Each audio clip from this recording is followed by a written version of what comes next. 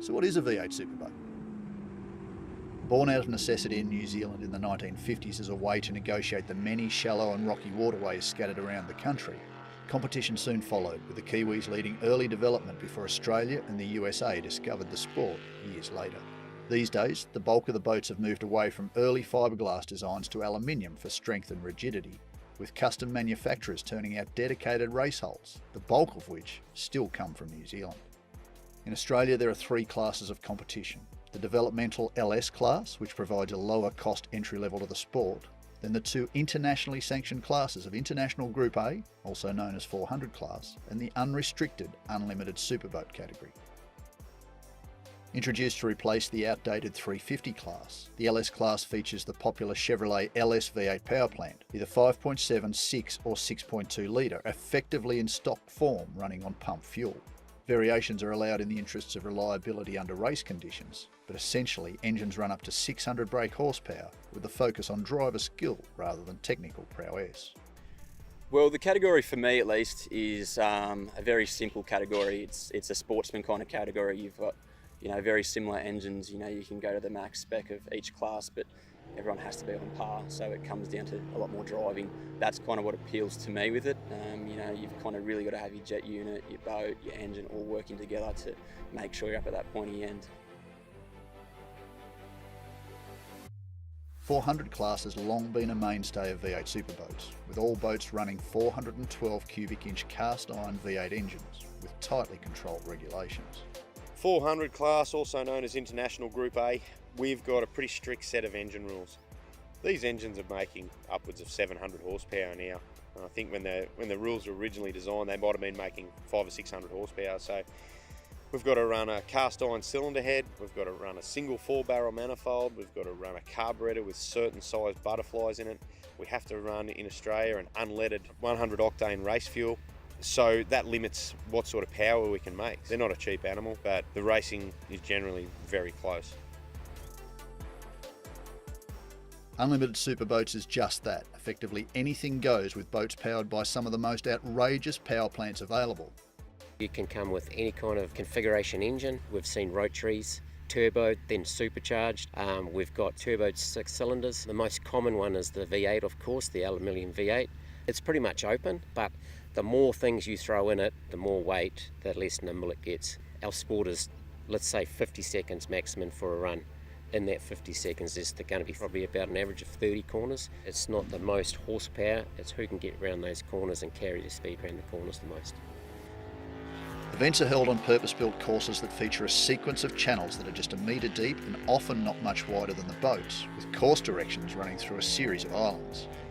The track direction is determined ahead of the event, with teams forced to memorise the direction to be successful. An error in navigation left unchecked can see you back on the trailer for good. Often there are 30 to 40 intersections to negotiate over laps that traditionally run between 40 and 50 seconds. Every team competes against the clock, with 4 to 5 qualifying rounds setting the field from fastest to slowest.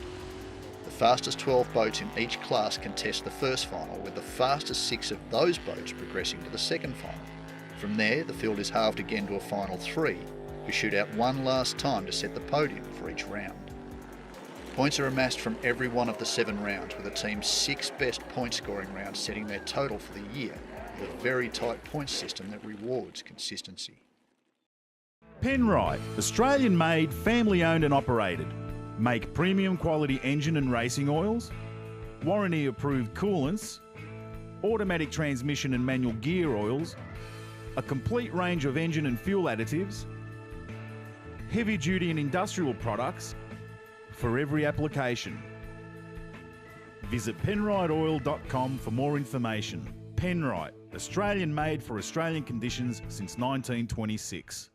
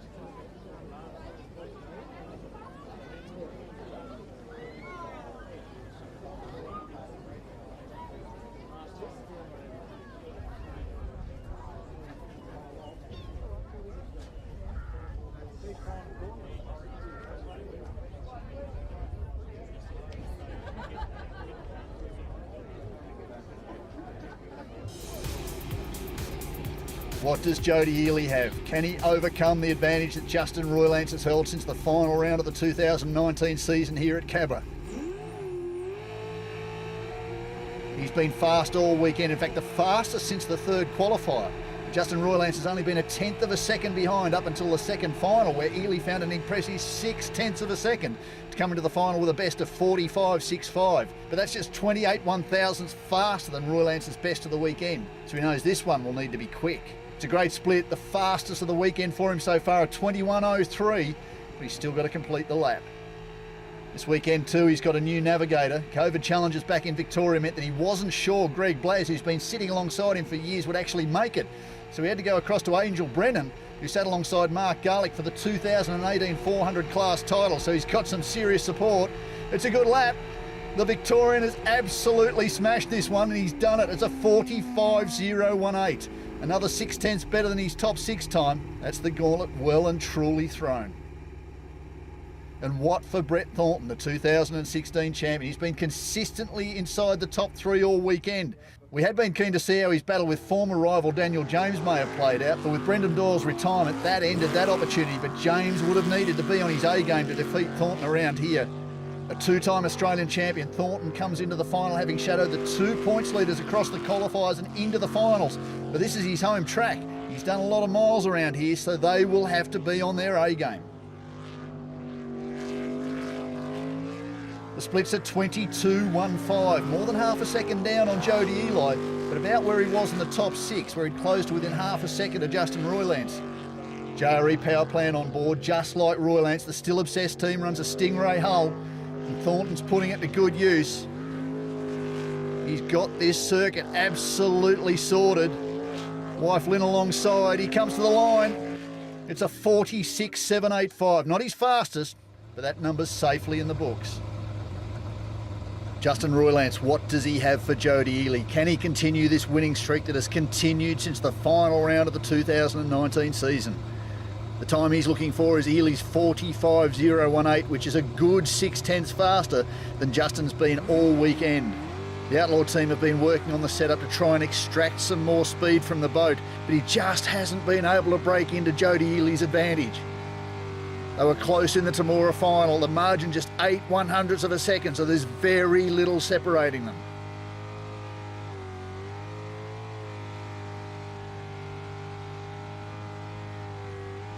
At the split he's down, but not by much, just 0.05 of a second.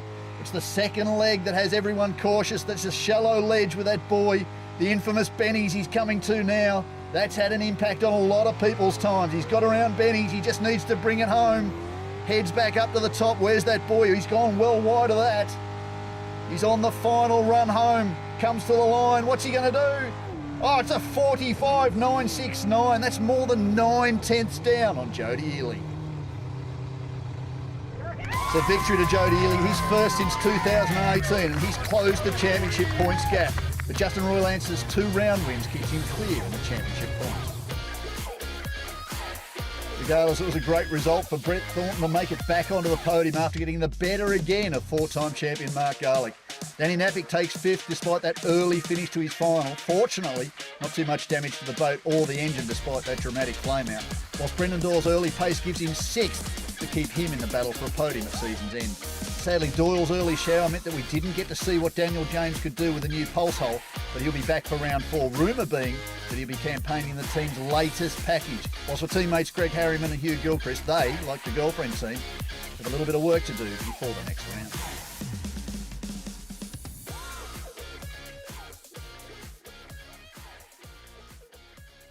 Penrite, Australian-made, family-owned and operated. Make premium quality engine and racing oils, warranty-approved coolants, automatic transmission and manual gear oils, a complete range of engine and fuel additives, heavy-duty and industrial products for every application. Visit penriteoil.com for more information. Penrite, Australian-made for Australian conditions since 1926.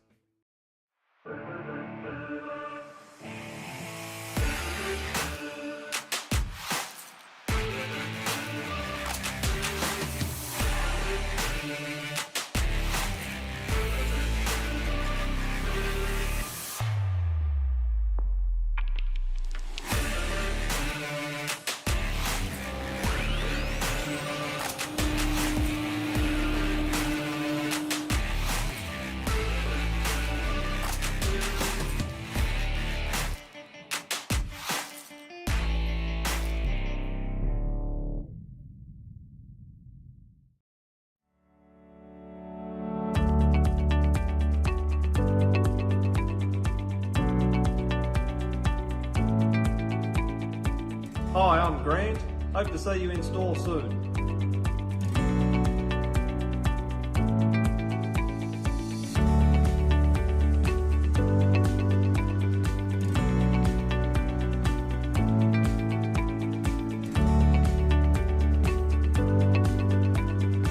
Hi, I'm Peter, Royal Lance's Track Replacements in Fishwick. Hope to see you in store soon.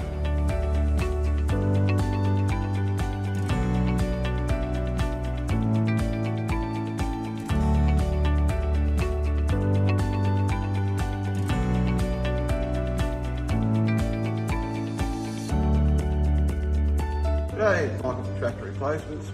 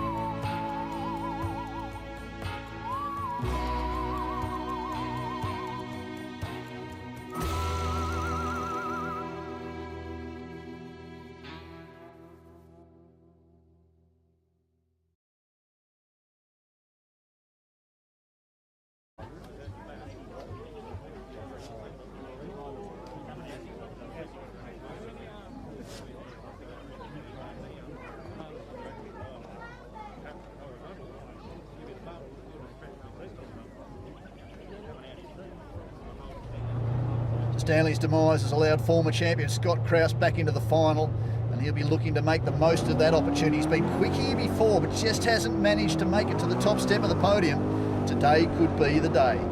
Twin turbo, 440 cubic inch power plant, somewhere in the vicinity of 1200 horsepower.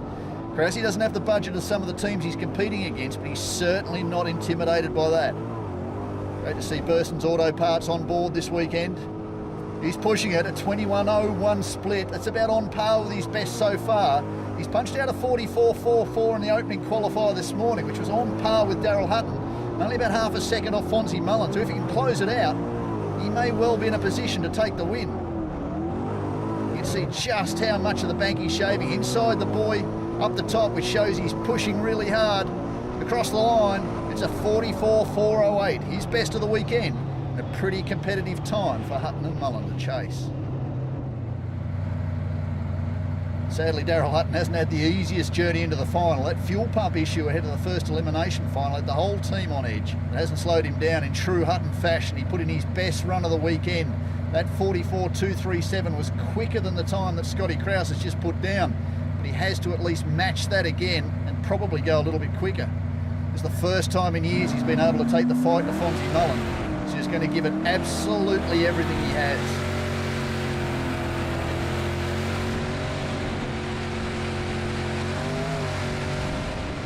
He's pushing hard too, just skimming the bank. Nice and tidy. Daryl Hutton is pushing hard.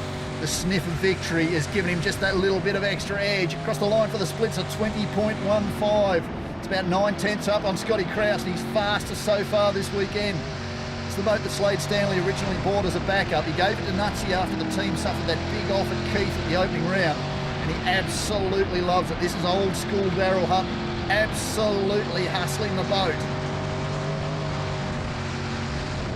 Coming to the line, it's a 43.855. He's fastest of the weekend, and just 4/100ths of a second slower than Fonzie Mullen's best. What for the former champion? He's been on a winless streak since November 2018. I think he feels like he's got this one. Like his rivals Slade Stanley and Daryl Hutton, Mullen always keeps just a little bit extra for the final if he needs it. Usually these days, the void to Stanley's so great that he doesn't need to risk it. He looks like he's got his old confidence back. This could be the winning run. Let's go on board.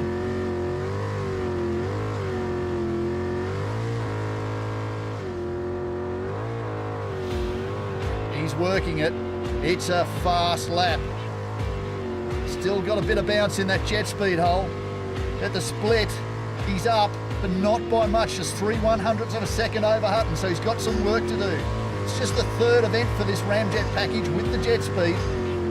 Could also be his last if that's what the rumours are about. So you want to go out in a high into the late afternoon sun. Now on the run home. Can he do it? Can this be victory? Yes, for Fonzie Mullen. It's a return to victory lane for the reigning world champion of 43.286. And there it is, victory number one for season 2021 for the Ramjet team. That win and Slade Stanley's setback has also given Fonzie Mullen the championship points lead. A solid result for Daryl Hutton, his best in many seasons, to fall just over half a second shy of the win, with the consistent Scotty Krause taking his third trophy of the year. Despite his top six demise, Slade Stanley's stunning pace saw him classified fourth after both Daniel DeVoit and Ben Hathaway also struck trouble. That was frustration for Hathaway, who at one point was on target for a podium finish, whilst Mitch Roylance was forced to settle for seventh despite another strong run. For Sam Everingham, his long-awaited debut delivered eighth, but quite likely some mechanical repairs after a smoky end to his opening final. Whilst for Glenn Roberts, he impressed with his maiden run in Daryl Hutton's twin-turbo machine, but like Everingham, he'll have plenty of work to do before the next round. And on his return, Andrew Page emerged unscathed after turning his first laps in about 6 years to blow out the cobwebs as he looks to find a return to form as the season progresses.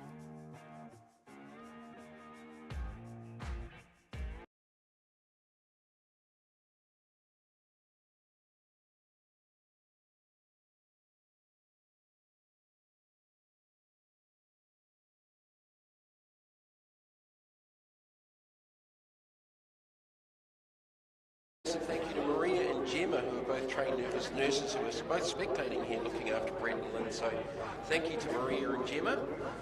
Your help was very much appreciated.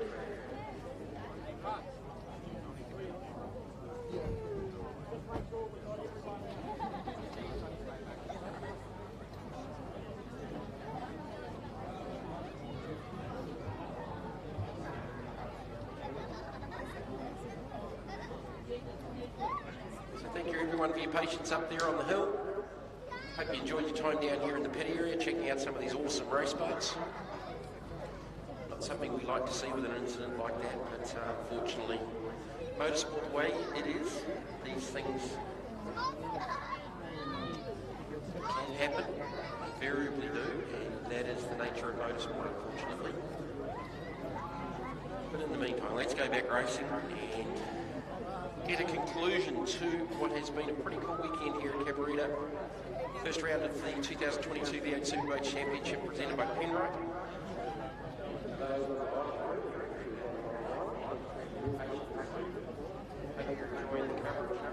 Again, just a repeat, just be aware of the scams. Our live stream is a free live stream. So if you get us for a credit card online, don't give them the details. It's ours is a free live stream. You don't have to pay for it.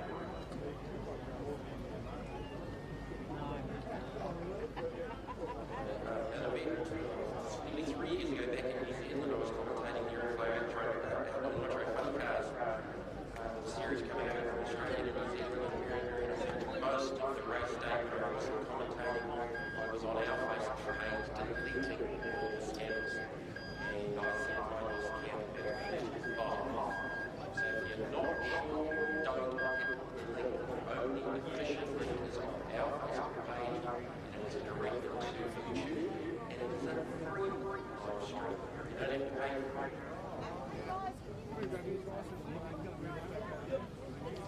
Right, so we've got 2 boats in Group A left to hit the water. Team Attitude and Outlaw. Justin's going to get back in the base. Currently standing down here in front of me. And then we'll be into the Unlimiteds. I understand there will be a change in the Unlimited lineup, the boat change, and I'll explain that very, very shortly. And that would explain why Chris Edmonds' supercharged Superboat shut down the way it did. When it drops the harmonic balance off the front of the engine, takes out the fuel pump and the other things that it's driving. So that's not going any further, but he will be jumping into another boat, is my understanding. So wait for that to come out.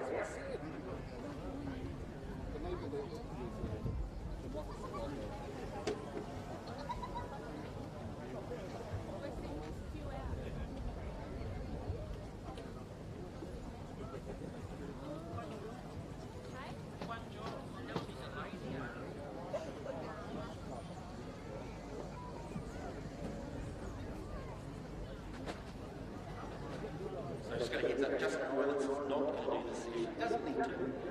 He's already got that banker in there. Fastest qualifier of 40.335. So Justin Roylance will not win this last qualifying session in Group A. So just one last runner in Group A, there'll be Team Attitude. We should hopefully have our safety crew back on their points. Superboats to the ramp, please. Unlimited to the ramp. Let's go racing.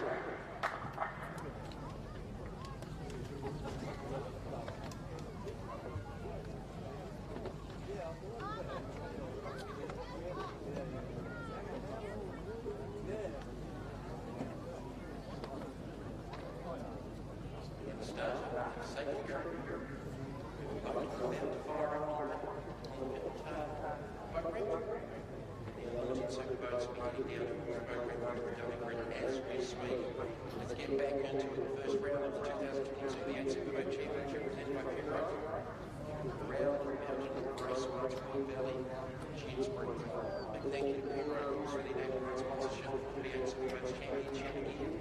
THS Travel Bar Solutions, Hardy Mortgage, Race Line Ambrose Building, Fusion Solutions Ruby Legend, Coastal 2, Penrite, Illuminate, Celebratory and Edinburgh Group.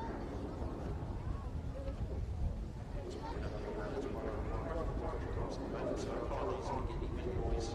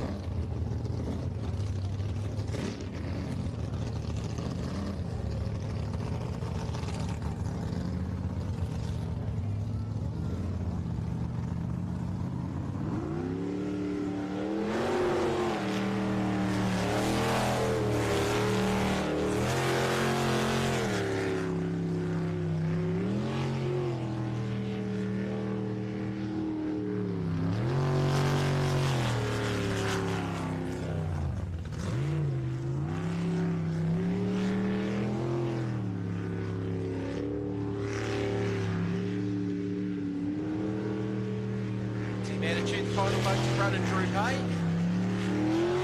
Split at 30.374. They're looking to improve on a 61.710 from round number 4. Get it right down to Benny's. So 30.374 to the split. A bit of a bounce on the last couple of corners. Cost them a little bit of time on the run down to the flag. 60.827. So their best time of the weekend, 60.827. Daniel Warburton and Quinton Gleaton. Unlimited Superboat is next.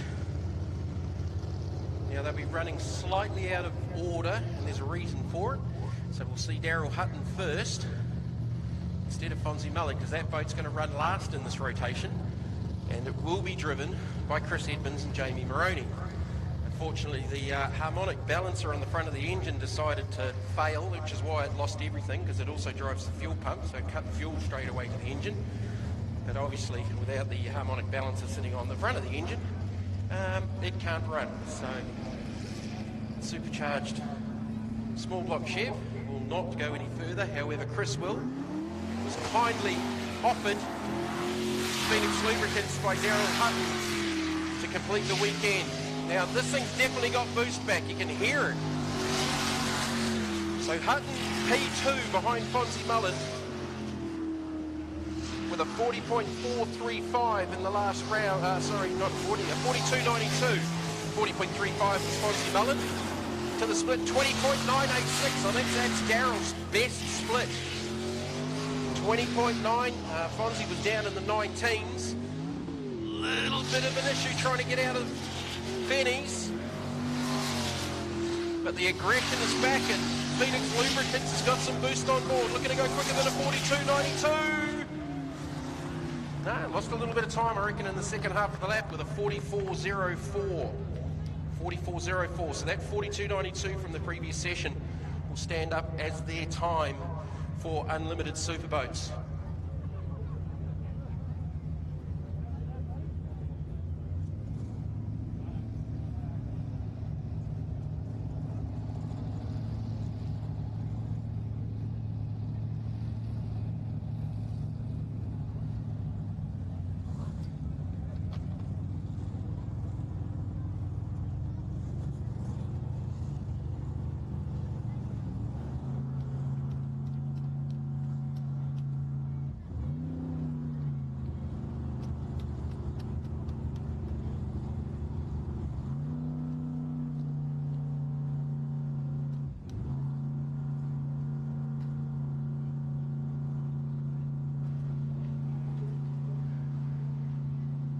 So 44, that looked a little bit better actually. I thought it was, but Nuts lost a little bit of time down at Benny's out of the hairpin.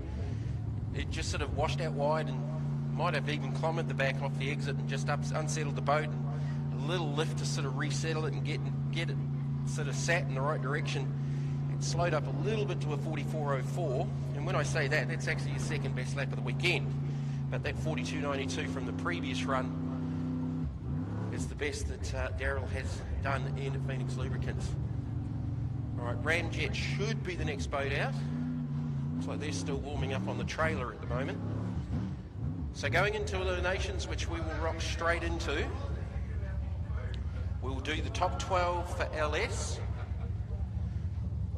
The Group A's won't run in this next round because they have 6 boats, so they effectively go straight to a top 6. So we'll see them in the final round, and we'll do the top 12, which is 7 boats for Unlimited. So we will see them twice. Here is Fonzie Mullen, the current Australian and world champion. 40.435. Couple of second advantage. Over Daryl Hutton. Watch this boat. It is just handling so beautifully. And expect to see that split down in the 19-second range. I think from the previous run it was a 19.24 to the split. Runs up around 5 off that nicely over the crossway, down to the split. 20.4, so he's backed it up a little bit, backed it up a touch by about a second. He doesn't need to force the issue. He needs a boat for the finals, so there's no point in sticking it up on the island and damaging anything now with this final run in qualifying. Probably still going to be enough for second quickest. Still tidy, but probably not as aggressive as he was before. Down to the line with a 43.237. 43.237. So if that was Fonzie being conservative, no, it wasn't quite. There's actually third quickest lap. Daryl Hutton's still done a 42.92, so he has actually gone quicker than that. So a very, very fast systems check for Fonzie, I'm going to guess, with that one. All's good for the finals, and that's what's important, because now, if you make a mistake in eliminations, you're done. You don't come back. You don't come back out for another qualifier. You are done. So no mistakes to be made after this final qualifier. Scotty Kraus versus Auto Parts sponsored Chaos. Third overall so far in qualifying, and it's sounding angry. See what the split is for Scott Kraus. Needs to be in that high 20 second bracket. 20.94. So 2 seconds up on Fonzie's split to the previous one. So he's on a lap here. It may not beat Fonzie's outright. Can he get out of Benny's? Yes, he can. Little cavitation, little loss of traction. Maybe a 1/10 of a second there. But the rest of the lap has looked very, very good and very, very fast for Chaos. Kraus to the line with a 43.766. Fastest lap of the weekend for Scotty Kraus, 43.766. So the 42.92 from Phoenix Lubricants still has them P2. That'd pretty much consolidate Kraus, I would say, in the third position. But their best lap of the race weekend by about 0.6 of a second from earlier on. So that'll have them around that P3 mark behind Fonzie and Daryl Hutton. Next out it is Rob and Ange Coley in the Devo Racing / Poison Ivy. No, it's not Poison Ivy, it's not green, and it's not powered by a quad cam twin turbo Nissan V8. This is the twin turbo LS and Devo. Daniel DeVoit lent them the boat for the weekend.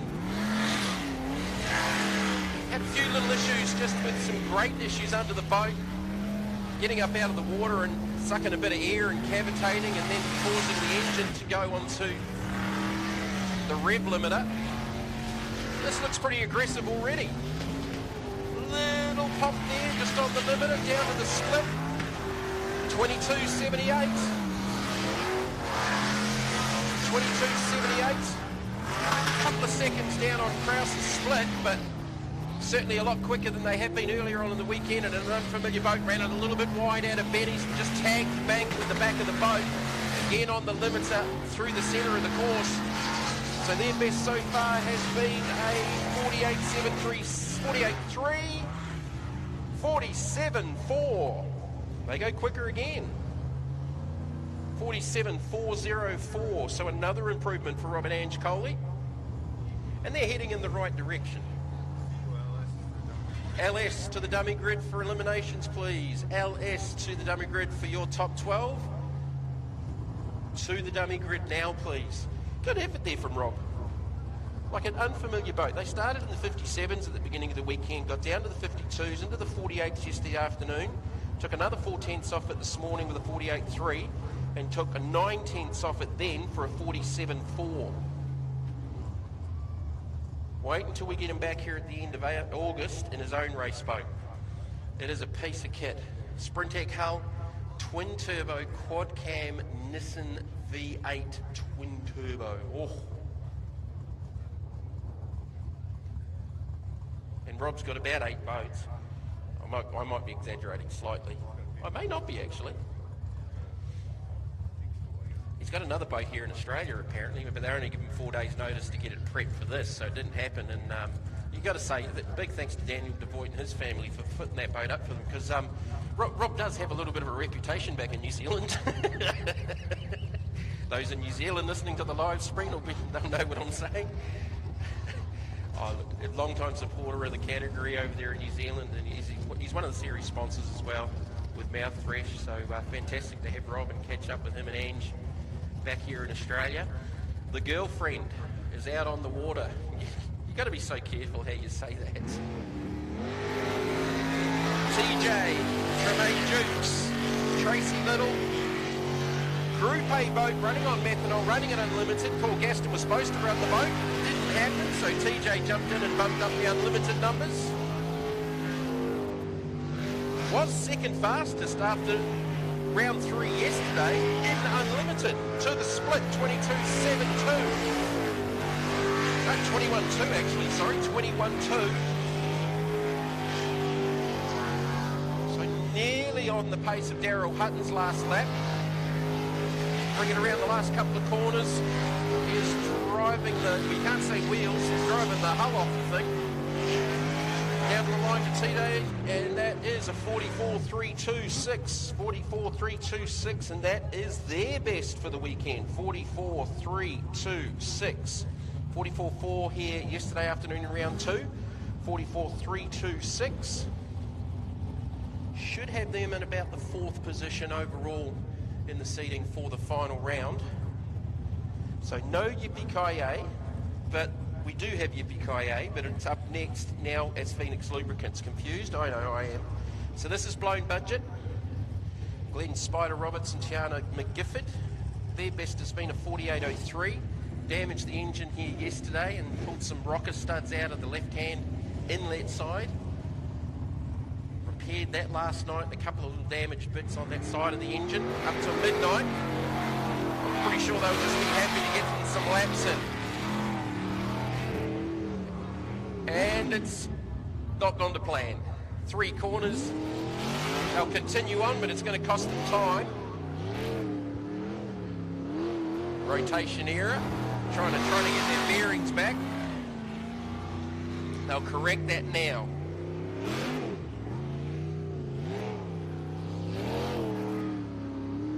No, they won't. Now they're back on the journey. Obviously that has cost a whole heap of time, but at least get the rotation completed, get some more time on the water. The split's not going to be sensational at 44.7. I've done about 3 extra laps trying to get the rotation corrected. Make this run through the centre down to Benny's. As I said, probably more important just to complete the lap and get some more laps. They haven't had a lot on the water throughout the weekend with that engine damage from yesterday.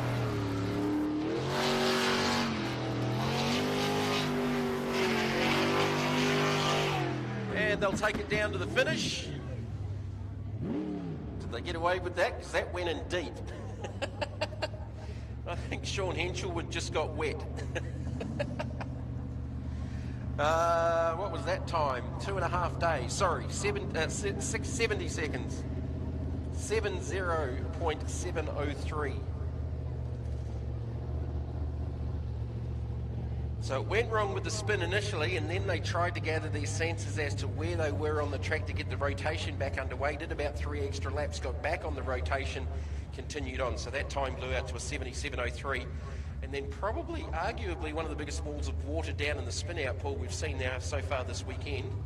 Sean's currently wiping the lens of his camera, and he's got a big grin on his face.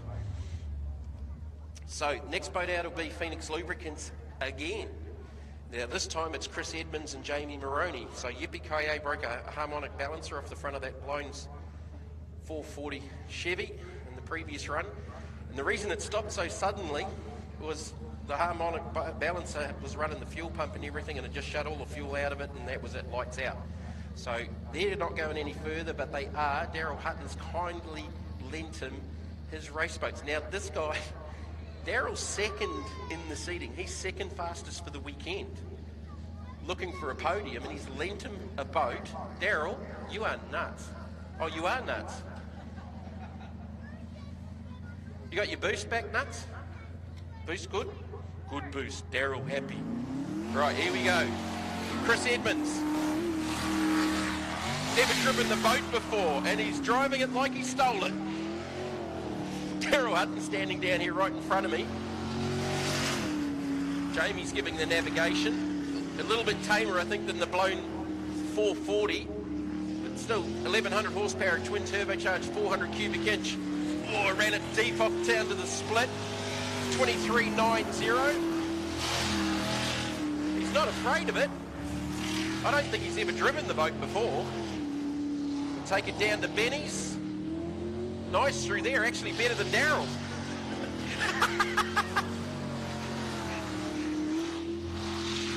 Nice second part of the lap, going to take it down to the finish. This won't be a bad lap for Chris Edmonds. He's gone faster than Daryl. No, he hasn't. Daryl's about to leap up into the commentary booth and clobber me. That was a 54.55, was it? Was there a rotation error in the middle of there somewhere? 54? Look faster than that.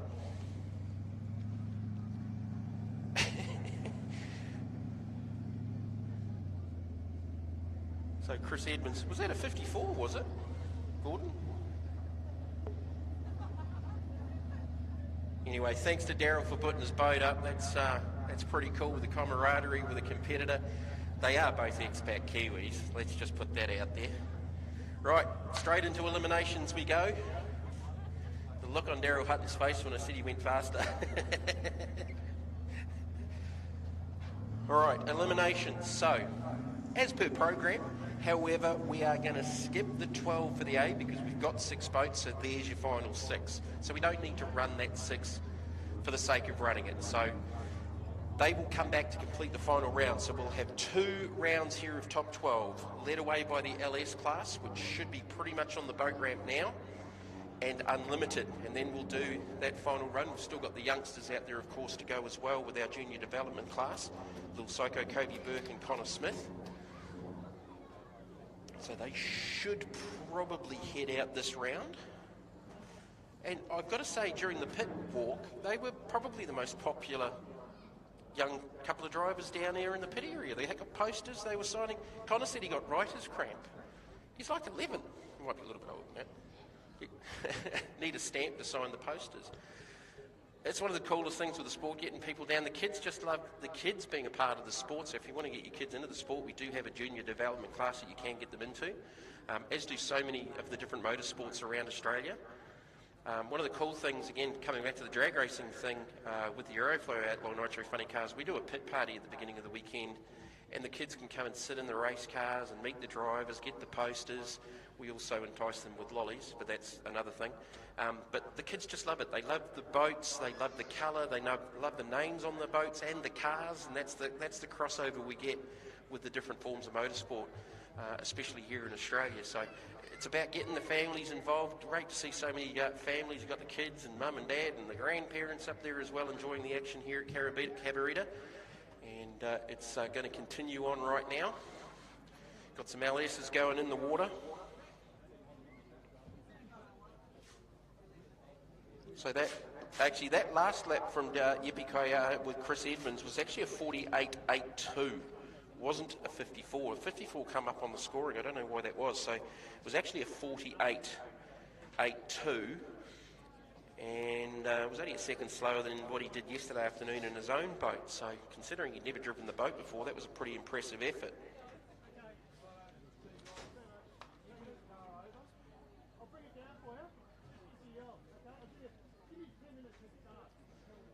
So this is the top 12 for LS. I'm just trying to see if the little development boats out there on the water.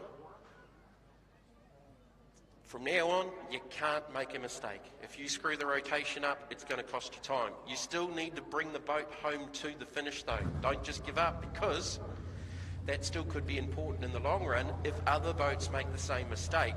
We haven't seen too many navigational errors today from the majority. They've got the rotation sorted. Most of them got it sorted yesterday, but you can get caught out. So whatever you do, you've got to bring the thing home, especially when it gets down to the 3 and the finals.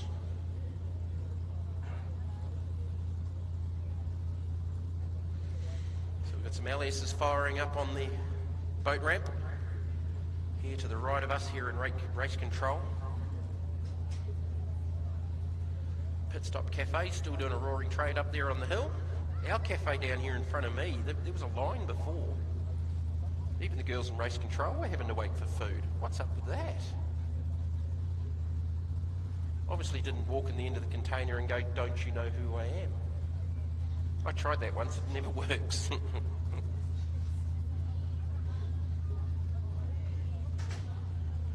So we should have the Rip Shift boat on the water first. Current Australian champions, leading the class on outright time. 45.313 from the last qualifying round for Bastian Mullen and Talia James. So they're just backing down off the trailer now, so they'll be out on the water into our eliminations. From 12, we cut them down to the 6. We take the fastest 6 boats into the next round. We won't do that with Group A. We've got 6 boats already for their top 6, so they'll come back out for the last round with the LSs and Unlimiteds.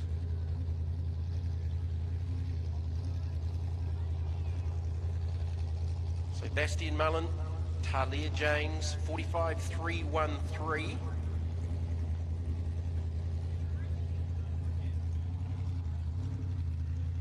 Much got a couple of seconds just around that over the rest of the field. Has been their domination.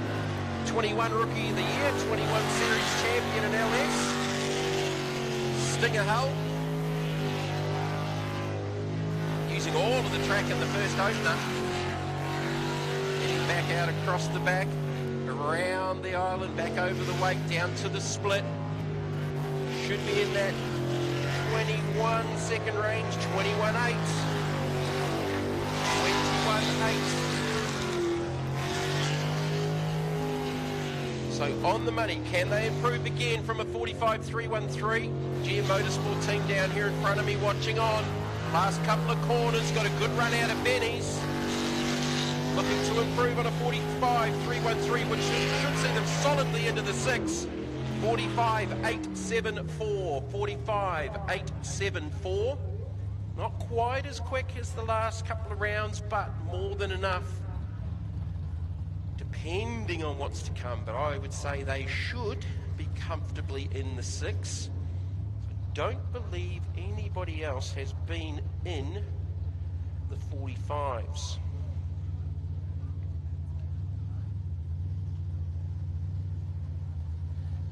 47.7.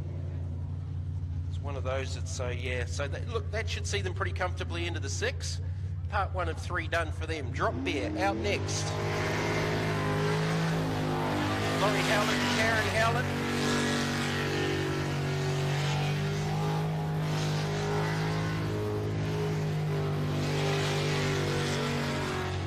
This is going to be pretty tight for the 6. Behind Bastian, I think it's going to be all on to get inside that top 6. Down to the split, first time. 23.819 for Laurie. So far they've got 61.3, 53.1, 50.195 has been their fastest. I think they're going to need to step that up to get in the 6, but they won't be too far away. 51.7 was 6th yesterday. Down to the line for Drop Bear and a 50.334. So again, slightly slower than the 51.95 in the previous round, but a 50.334 for Drop Bear, Laurie Howlett and Karen Howlett. So just dropped a little bit of time. I was asking some of the teams this morning, as more and more traffic's on there, does it tend to muddy the water up, make it a little bit thicker? Not a problem so much here in the tracks, well certainly not here at CABARITA, they were telling me. Going back to New Zealand, I think a track like Mary could have caused that issues, and teams were changing nozzles and changing impellers quite constantly to combat that. But that's more of a clay-based base, if you know what I'm talking about. Certainly more dirt than clay here. Right, this is the Nude Nuts boat. Matt Malthouse and Leighton Collins. They were second quickest after yesterday with a 47.7. They haven't managed to go quicker than that, but they still should be second overall. So they need to at least bank something like that to ensure their spot in the 6 and not make a mistake. Needs to go quicker than a 53.34. We've got to the 6 at the moment. Split is a 21.5. Actually 3/10 quicker than Bastian Mullen, but Bastian wasn't trying overly hard. 21.5, so 3/10 faster to the split. Nice out of Benny's. Little bit of loss of traction, only a little hint of it. Boat got a little bit unsettled in that right-hander through to the last sequence of corners. Good lap though, great lap. 45.983. 45.983, only a tenth slower than Bastian, and their best lap of the weekend by a chunk. They've just leapt from a 47.7 to a 45.9. That 47.7 doesn't matter other than what they've run throughout the weekend. That's what they needed to do to ensure their spot in the 6, and that is a very, very good lap from Matt Malthouse and Leighton Collins. So the bubble becomes a 50.33 with a lot of boats still left to come. Biggest class of the weekend with more boats to come in this championship. Lost a couple to COVID during the week, lost a couple to testing incidents and engine problems and the delay of trying to get engine parts. Disturbed is next. Darren Pollard, Jess Pollard in the 77. So they were in the 777 boat yesterday. Got down to a 55.2 yesterday afternoon, 55.2 this morning. No time in the previous round. So they got a little bit of work to do to try and get into the 6 here. And they've got more than that to do because something's gone wrong off the start. I think it might be game over. This is one of the boats with that unique hand throttle. And it's just crawling out of the start area, so I think that is game over. Or this could be the slowest lap in Australian Superboat history. Doesn't look like they've got any throttle, like it's just at idle. So that's going to look to have them go back to the pit area, and I don't believe that they will take a lap. And that'll drop them out of the 6. So that's disappointing for that team. They got the boat finally finished late last night by the sound of it. And it doesn't look like they're going to go any further with it, just not taking throttle by the looks of it.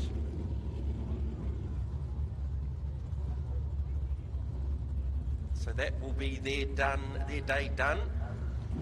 Because I believe they did take the start line.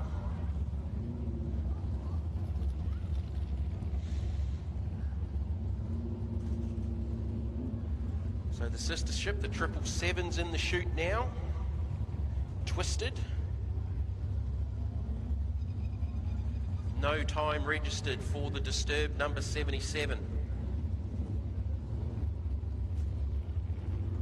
Certainly wasn't a lot of frantic action going inside the cockpit, so I think it was just they knew that it wasn't taking throttle, and it is one of 2 boats, including the 777, that I spotted this morning with hand throttle controls, which is very, very different. I haven't seen it before. Again, some of the more experienced might have done there on the in front of us, some of the drivers and navigators.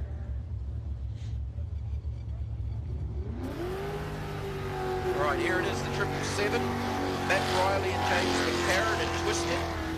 The story of their weekend's been lots of navigational issues. 53.8 yesterday afternoon, 52.9 this morning, and a 53.4 earlier on today.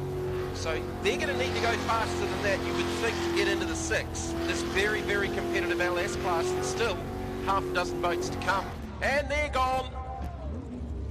They've nosed it into the bank, not anywhere near as dramatically as we saw from Brett and Lynn earlier on, but that's done the full rotation and ended up in the tyre wall, and they will be another one not going through to the 6. Speedflow safety crew down there. Guys, kids, if we can just have you back from the fence, please. I know we keep saying it, but there are reasons. Guys are out of the boat, they're all right. That's not gone to plan.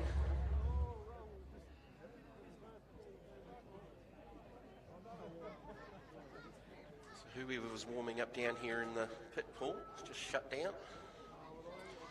So we've had 5 boats in the water, 2 of them not making the rotation, so that's making the job easier for those following.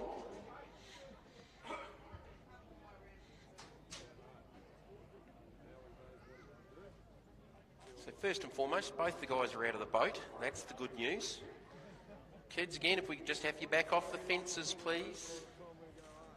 I know you're still a fair way away from the boats, but just if you could observe that, that would be fantastic. I think we've got every member of the Speedflow safety crew there. You're going to have to dig it out of the tyre wall. It was just that last little rotation and it spun the nose into the wall, so it would have done a bit of damage to the bow. But they've got a fair way to try and extract it to get it back in the water. Whether or not they can get it back running to come back around, or we need the jet ski maybe for a tow, although I can see Mitch is on the other side of the track, so that ain't going to happen.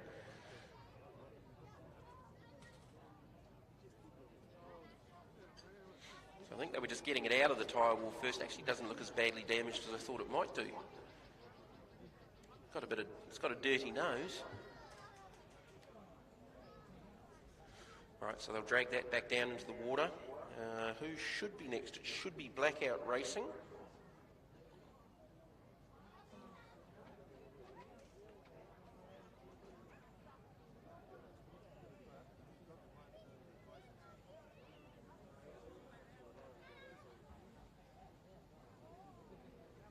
Actually, they're calling for the trailer, so the trailer's going to make its way around there. Might have an hole in the front of it. So we'll quickly get that extracted.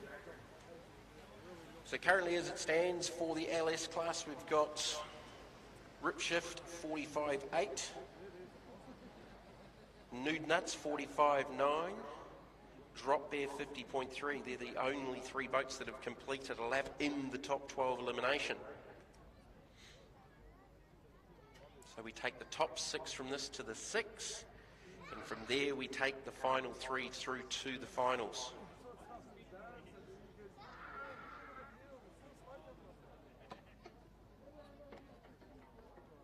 So I'll quickly throw that up on the trailer. That's the thing about these jet sprint boats and jet boats in general. You can pretty much extract them from anywhere, and if you've seen the river marathon boat racing in New Zealand, when things go bad they tend to disappear 150 feet off into the scrub off the side of the rivers, to the point that you need a helicopter to tow them out. And if you've never seen that, look up some of the river marathon boat videos on YouTube over the years. You know it's that far in when you need a helicopter to extract it, because you ain't getting a vehicle in there for a start. We don't need a helicopter to extract this one, but just a couple of minutes to get it loaded up on the trailer. And with about 20 guys down there, it shouldn't be too difficult.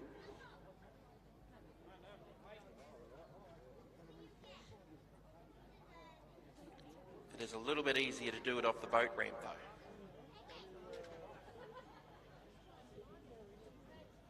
So we should have Blackout Racing on track next. Also to come, we've got Hot Shot, Quiet Time, Borrowed Time, Slicer, and then the second group in the Rip Shift boat, Nate Mullen and Jaden Vella. I think across those boats, that's where the balance of the top 6 possibly going to come from. But like we've seen, you can't afford to make a mistake, and that just drops you straight out of the 6.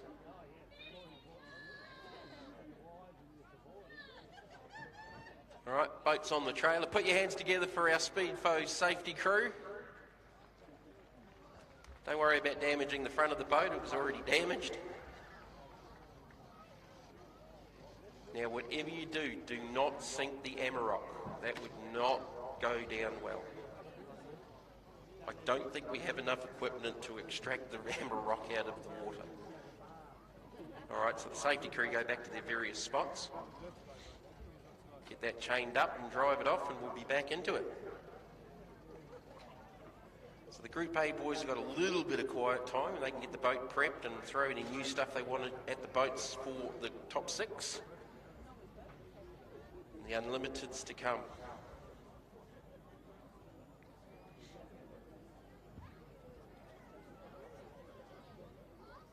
Penrite, Australian made, family owned and operated. Make premium quality engine and racing oils, warranty approved coolants, automatic transmission and manual gear oils, a complete range of engine and fuel additives, heavy duty and industrial products for every application. Visit penriteoil.com for more information. Penrite, Australian made for Australian conditions since 1926. To the Tweed District Rescue Squad, thank you guys, VRA, for your help here and on the gates. All of our other volunteers, again, without the volunteers in motorsport, it just doesn't happen. It doesn't matter if it's motor racing, motorcycling, offshore powerboating, you name it. If we haven't got those special people involved in the sport, these weekends just cannot happen. So a huge thank you to everyone here at CABARITA this weekend for what they've done. So we didn't manage to sink the Amaroks, and that's good. That's out of here, and I've got a boat fired up on the boat ramp, and it should be Blackout Racing, Kyle Elphinstone and Jacob Bellamy. Now their fastest lap has been a 47.230, which they're at least, I reckon, going to need to throw down.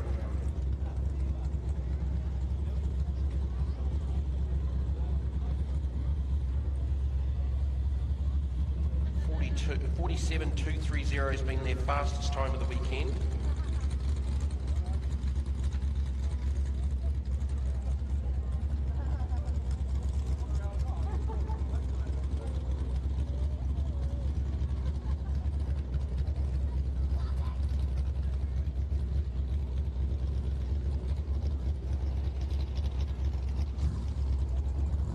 Sprinter Cull out of New Zealand. LS Chevy, of course. Whole class is LS Chev. Sponsored by Truck Tow Bars Australia, KMC Performance, Next Gen Demolition, Alibi & Co and Central Coast Batteries. 2019 LS Series champion. Lights the wick and away we go. Needs, I reckon, at least a 47. Probably needs to go a little bit faster. Just jumped off the end of the bank over the far side. Heard the little throttle rise and the slap as it came back down to the water. What's the split going to be? 22.3. 22.3. So up on Laurie Allen, down on Matt Madhouse and Bastian Allen. He's got the rotation correct, down to Benny's. Nice out of there. Might make some time up in the second part of the lap. Looking for a 46. I reckon he's going to need to go 46 to really consolidate that top 6. Not quite with a 47.187. 47.187.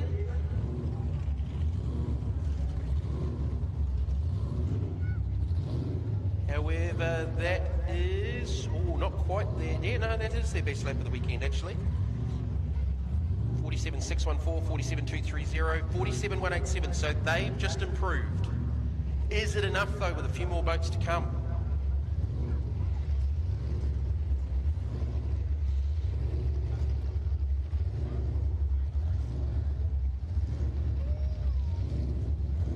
Aggravation out next should be Tyler O'Day and Xavier Jackson.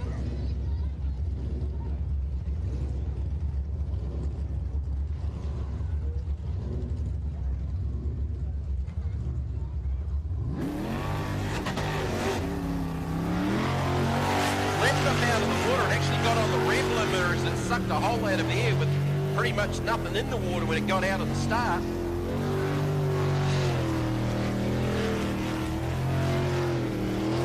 So these guys have gone as fast as a 49.7. They're going to need to go quicker than that to try and make sure they get in the 6. Split 24.37. Down on the 4 in front of him at the moment. good looking lap. He hasn't done anything wrong other than the wheel stand off the start.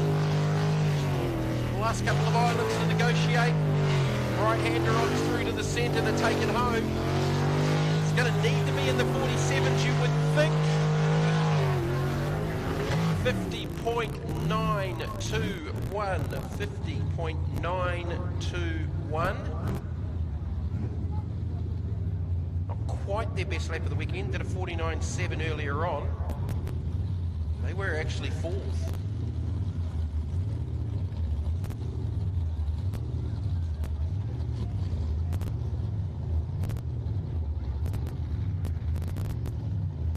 Next out, it should be Borrowed Time. Mike Hessel, Rory Crilly. Last time out, they parked it after about 3 corners and had no time. But their fastest up until that stage has been a 52.3. So 50.9 now becomes the bubble. 5 qualified. Just a couple of boats to come, but a couple of quick boats with Slicer and Ripshift. You can see if Hotshot was lined up in the chute.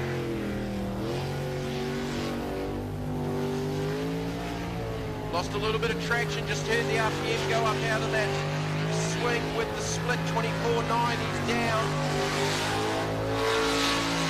Down on the previous best. This could be the bump. He doesn't go quicker than a 50.9. Oh, it lost traction out of Benny's big time. It was labouring to get out. Cost him some time again. Lost a little bit of time there as well. 370 Borrowed Time down to the line with a 52.24. 52.254. 52.254. And this is actually their best lap of the weekend. They had a 52.3 here yesterday. So that 52.254 now becomes the bump. We've got 6 boats with times. The next couple need to make it count. Slicer and Ripshift. Didn't see Hotshot lined up on the boat ramp. They might have had an issue. Slicer is next. Paul Hill, Alex Singleton.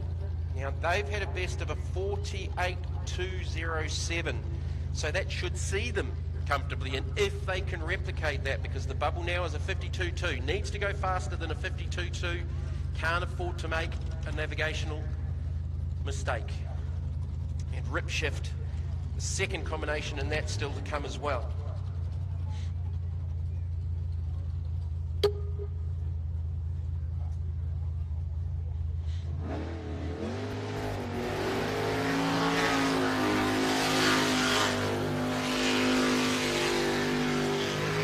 Superboats to the dummy grid, please. The boat ramp, Superboats, unlimited Superboats to the boat ramp.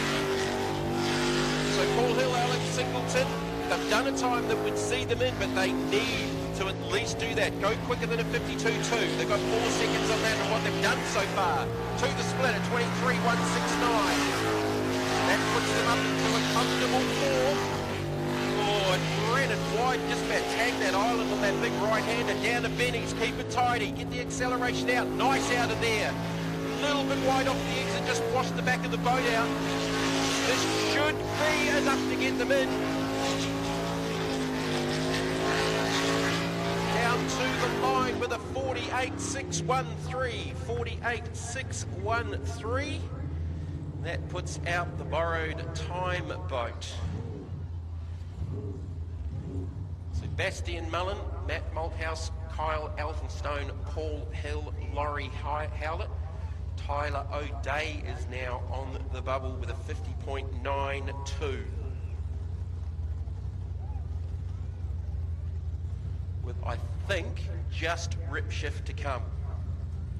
So they need to go quicker than a 50.9. So far, their fastest has been a 48.5 in the last qualifying round. They've been gaining speed all day. Started off in the 56s, got down into the 53s, 51.7, 50.07, and then a 48.50 in the last qualifier. So should have enough, can't afford to make a mistake. The bubble is a 50.921.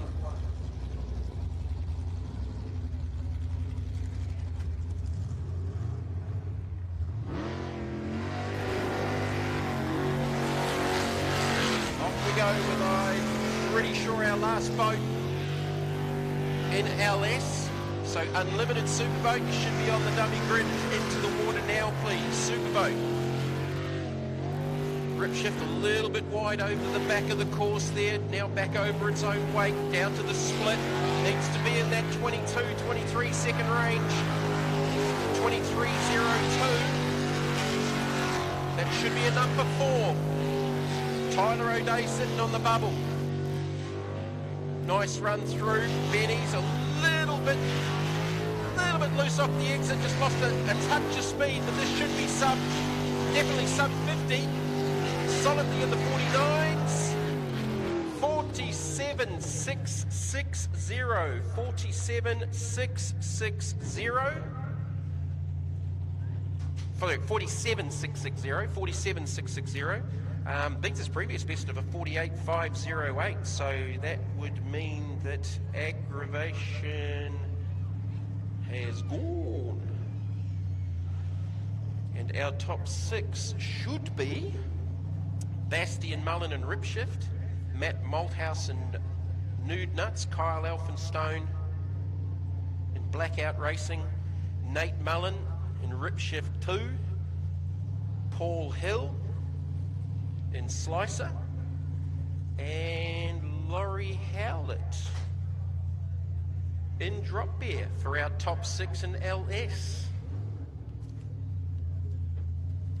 So there's our first top 6. We've already got our top 6 in Group A. They're not going to contest this round. They'll come back out for the final round. We've got Unlimited Superboat in the water ready to go for their top 12. 7 boats, but we do need to get them down to 6. So only 1 boat's going to miss out. That's going to be close.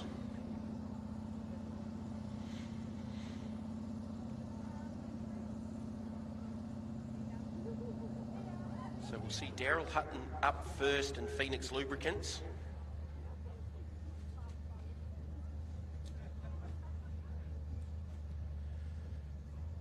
So for Superboat so far, Fonzie Mullen has dominated, fastest lap I think ever on this rotation at a 40.435 in qualifying round 4. Backed up to a 43.23, but that was still fast enough to be the 3rd fastest boat of the weekend. Daryl Hutton, P2 with a 42.92 in that second to last session. Just slowed back a touch to a 44.04 in that last one. And then the 3rd quickest of the boats would be Chaos at a 43.766. Then I would say Tremaine Jukes at a 44.326. Here's Daryl Hutton in Phoenix Lubricants. Vic Parry's the navigator.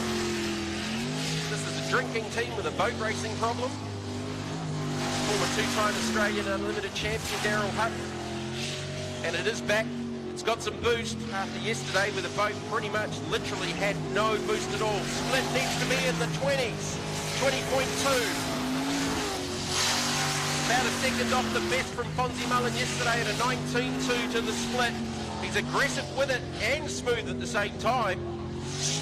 Daryl Hutton with a bit of fire in the belly, looking to go quicker than that 42.92 earlier on this afternoon. First boat in Unlimited, 42.798. 42.798, that's his fastest lap of the weekend. Then he's going to give it to Chris Edmonds. So Fonzie Mullen will be next. Without a doubt, definitely has been the benchmark. Looking at Daryl's boat there, that looked very settled. Didn't get too unstable with crossing back over wakes and getting up on the strakes and just bouncing too much. They've definitely got some boost back in it. I know that much. Yesterday, basically, it was running naturally aspirated as they were having issues with new wastegates installed during the off-season. I'm not 100% sure if they've gone back to the previous wastegates or they found the issue as an electronic issue, but it's pretty much it's back. 42.798 for Daryl Hutton.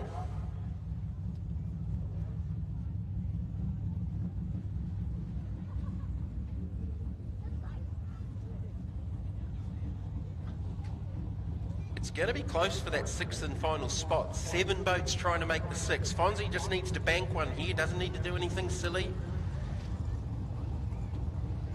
He's got about a 1.5 seconds on Daryl Hutton at the moment.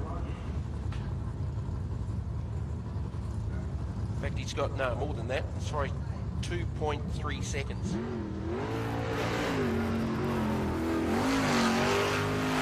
The boat just handling beautifully. So the fastest we've seen from Fonzie to the split has been a 19.2, and even I'm getting wet here in the commentary box now with that spray coming up with the wind. Split for Fonzie, 19.325, only a tenth slower than the fastest of the weekend. So he's on one here. This will be sub 41 again. If he can keep it tidy, very, very wide through Benny's. It washed a little bit of speed trying to get off as it ran a little bit long off through the centre. This should be sub 41 again. Fonzie Mullen, little rev limiter hit 40.716. 40.716. The second fastest lap of the weekend. I'll have you, yeah, okay. Exclamation mark. Did a 40.9 here yesterday afternoon, went and slammed a 40.4 this morning, and then has just rocked in a 40.716. So just confirming the top 6 for LS's. Ripshift, Bastian Mullen. Nude Nuts, Matt Malthouse.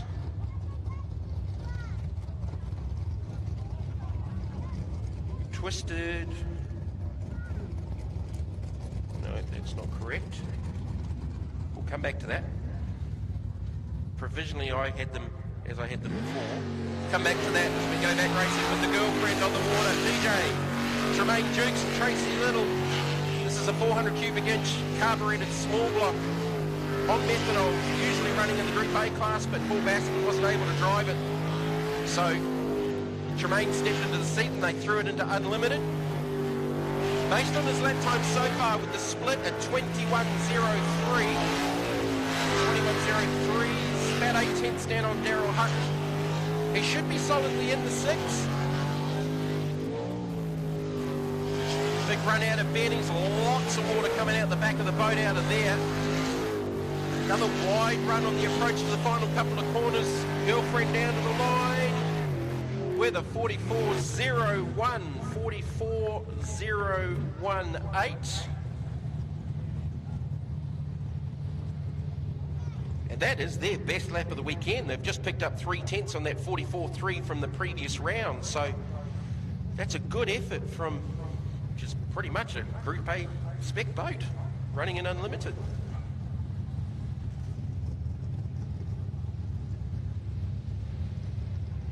So Matt Malthouse, the second qualified boat.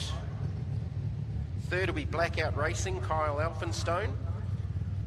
Fourth, Ripshift, Nate Mullen. Fifth, Slicer, Paul Hill. And the sixth qualified boat, Drop Bear, Laurie Howlett. So that is the 6 for LS. Chaos on the water. Scotty and Rachel Krause, Burson Auto Parts, NGK, Ryco Filters, Century Batteries. Their best lap so far this weekend's been a 43.766 in the last qualifier. Down to the split, needs to be in that 20-second range, 20.995. 7 tenths down on Daryl Hutton. Using all of the racetrack. The run down to Benny's, carrying heaps of speed. A little bit of loss of traction out, just cavitated and got on the rev limiter. You can hear the turbos squealing, especially when it comes front on. As he heads down to the finish pool, 44.046. 44.046. 3/100ths of a second slower than Girlfriend. That's the bubble at the moment, 44.046 with 3 boats left to come. Fonzie Mullen with a 40.716. Daryl Hutt with a 42.798. TJ Tremaine Jukes with a 44.018 and Chaos with a 44.046. Robin Ange Coley, Devo Racing / Poison Ivy. So what's their best been so far? They have got down to a 47.40. Need to at least do that. Need to maintain that with Glenn Spider Roberts in the 48s, again on that grip limiter, just getting the boat out of the back of the boat out of the water.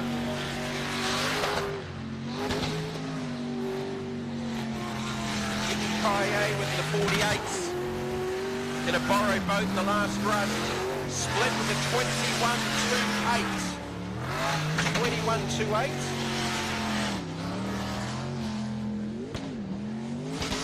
Oh, just caught the edge of the bank on the exit of Benny's. Popping and banging. Again, I think they've got issues with the boat nose down and just bringing the grill up out of the water a little bit. Down to the line, what have they got? 45.58. Okay. 45.588. They've just gone quicker than their previous best by just under 2 seconds. Wow. That should be pretty hard to beat to get into the 6.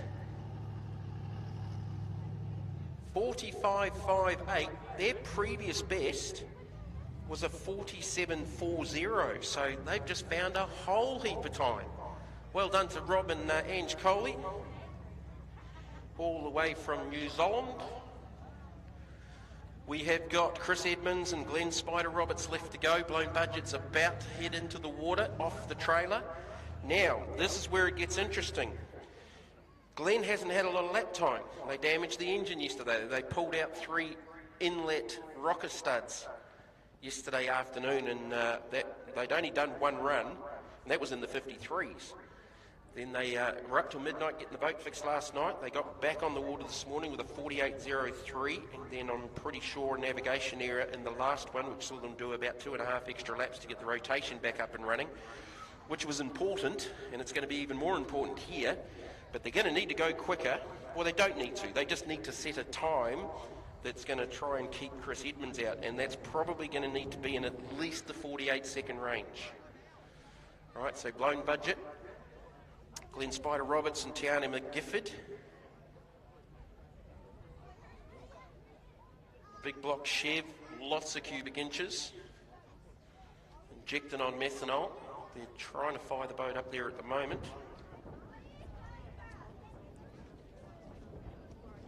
Apologies for the wind in the microphone. The wind's changed directions now, blowing straight into the commentary box.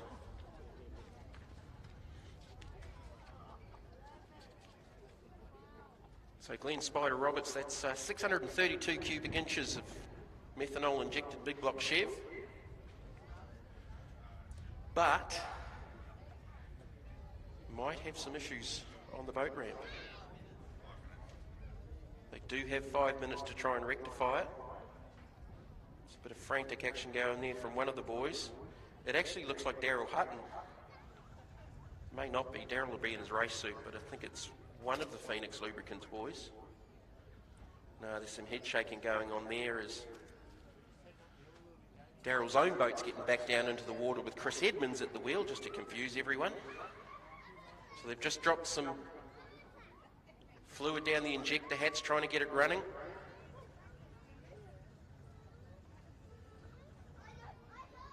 It's turning over, but they've got no ignition. So they've got 5 minutes. I've just had the whisper in my ear, apparently, to get that rectified. So we might see Chris Edmonds out first. We'll just wait for that. But yeah, it's one of Daryl Hutton's crew members is down there just at the boat trying to help them. Another one of the boys is throwing the balaclava on, and they're down in the back of the boat trying to sort out whether it's a throttle issue or it's an ignition issue.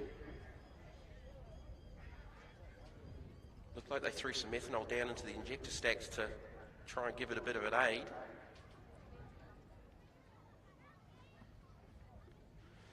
So right now it is Fonzie Mullen at a 40.716, Daryl Hutton at a 42.798.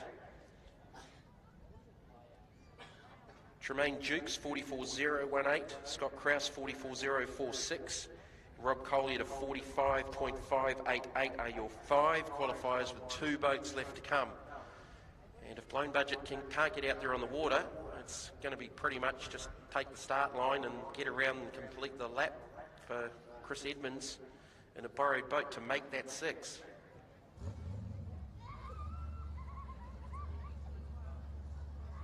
So they've just fired Daryl's boat, that's definitely running next to it.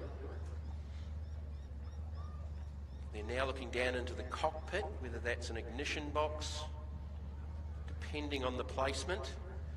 They're actually on the navigator's side of the boat, unless it's a filter or something.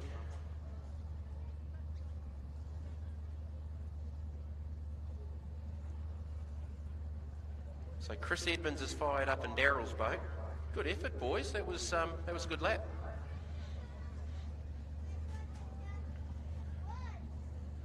All right, so Chris is down off the trailer.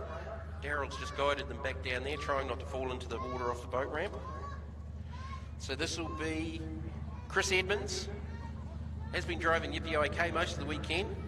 Broke the harmonic balancer off the blown small block a round ago and jumped into this boat to get through qualifying with a 48.3. Has gone as fast as 48.6 in his own boat.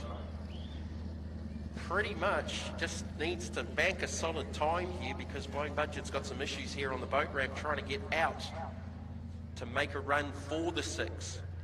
So here is Phoenix Lubricants.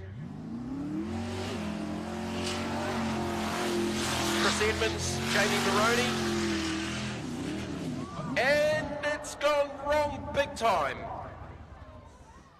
On its side and in the water, the safety crew getting there very, very quickly because Jamie's actually underwater.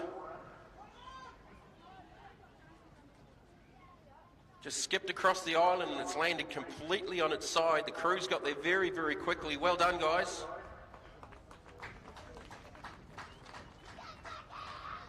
I'm glad Daryl's sitting down because he was literally. But our main concern right now is for Jamie on the navigator side of the boat.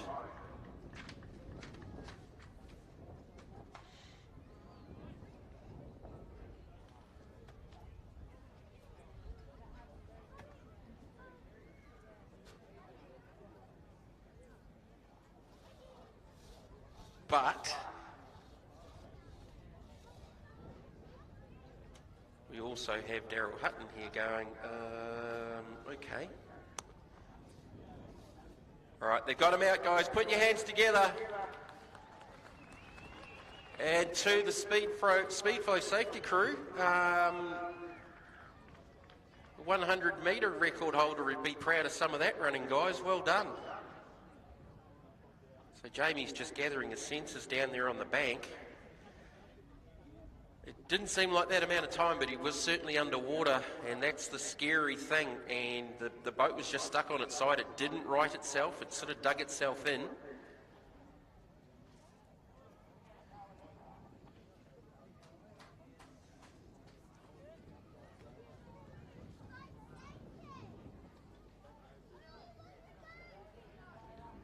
Well, sensation here. So Blown Budget's towed up the boat ramp. We may only have 5 for the unlimited final, and that may only be 3 because Phoenix Lubricants is submerged, and that is not good for a race engine for a start, but that's not our immediate concern. It was with Jamie. Again, put your hands together, folks, for the crew. They're both out of the boat, and to our safety crew, well done, guys. Ooh, that was scary. Come back and commentate jet sprints, they said. It'd be fun, they said. Holy crap.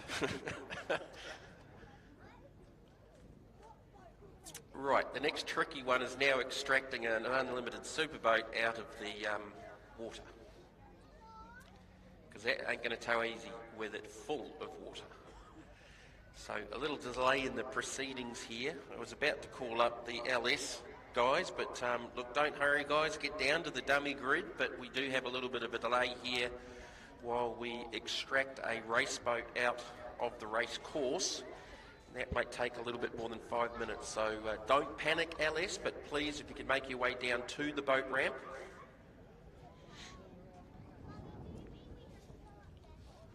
So the boys have gone to grab Phoenix's trailer.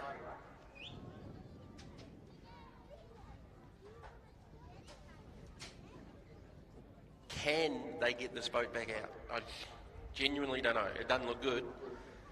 Daryl Hutton qualified second in the top 6 behind Fonzie Mullen in his fastest lap of the day, and like, just how's the generosity lending your boat to another driver who's had issues, didn't have to do it, knows what can happen. Unfortunately it's happened, but as I said, we're more worried about the fact that Jamie and Chris are both A-OK. Race boats can be repaired. Maybe not in the time frame this afternoon to get it back out for the final, but there's probably maybe 40 minutes. I don't think it'll be that long actually, because we've got 6 to run in LS, 6 to run in Group A, and 4, possibly 5 to run in Limited for the final. Well, we've certainly seen some action today.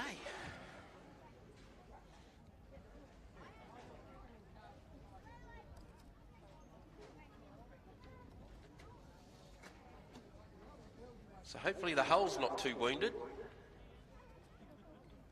That's not the major concern. It's what water has been ingested in turbochargers and things like that, which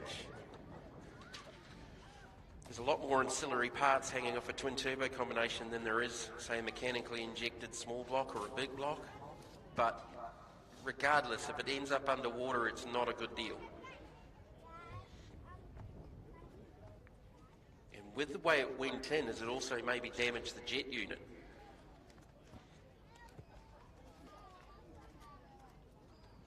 So LS top 6 will be next. So the top 6 in Group A, that's easy enough to figure out.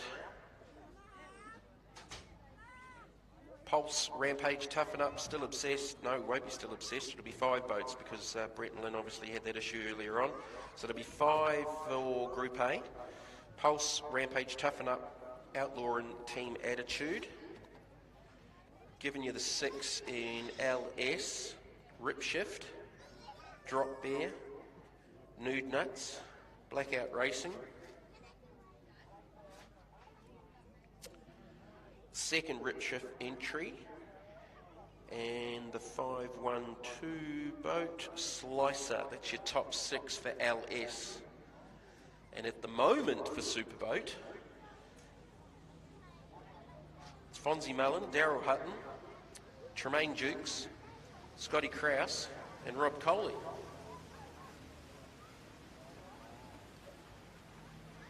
So Blown Budget's back in the pits behind us, so they did not take to the water. They won't be able to run, so they are out. And unless some form of miracle can happen, and I don't know about extracting water out of twin turbocharged small blocks, but I'm thinking it's probably not ideal for the turbochargers. Ange Coley's just down here in front of me. Happy with that run, Ange? It was popping and banging and carrying on, but it was fast. Did you just say smooth and fast? I don't know how smooth it's fast. Smooth it was. No, good effort, guys. Made the final. It's hard to do in a borrowed boat. All right, we'll get this boat on the trailer, and Daryl's gone over there with the boys. She's pretty muddy and boggy out there on the outside of the racetrack, obviously with all the water getting sprayed up there. If you're on the live stream, guys, around the world, hope you've enjoyed the coverage today. We've had a couple of moments, obviously. We talk about camaraderie between the Aussies and the Kiwis and all of the teams here on site, and Daryl Hutton's offered his boat to Chris Edmonds, who's sawn the harmonic balancer off his own supercharged small block, jumped into Nuts' boat, and unfortunately he's come unglued and half sunk it and half sunk Jamie. But they're both out of the boat. That's the first thing. Daryl's just over there assessing the situation at the moment.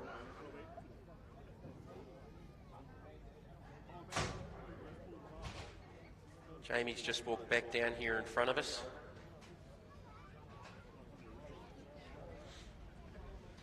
It's it's certainly a frightening thing, and that's the thing with boat sports when you get underwater. I've seen it in offshore power boats. Haven't seen it so much in GP hydroplane racing. Have seen boats get damaged, but I don't think I've actually seen one to the point that you're trying to get a cockpit out of the water.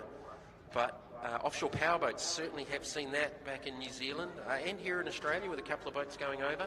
One of the scary ones was a boat called Rayglass, a 32-foot skater at Gisborne down on the east coast of New Zealand. And that was really, really scary in pretty rough conditions. But yeah, the teams in that case, they've got an oxygen bottle strapped to them. I'm not 100% sure. Actually, if Rob Coley's listening to me, no, he's not. Hey, Ange, do you guys run oxygen bottles? No, you don't. Okay. That answered that question. I know with the cockpit boats they do, with the offshores, they actually have a little miniature oxygen bottle strapped to them, and they can use that as a rebreather if they do get upside down in the cockpits underwater. I know that from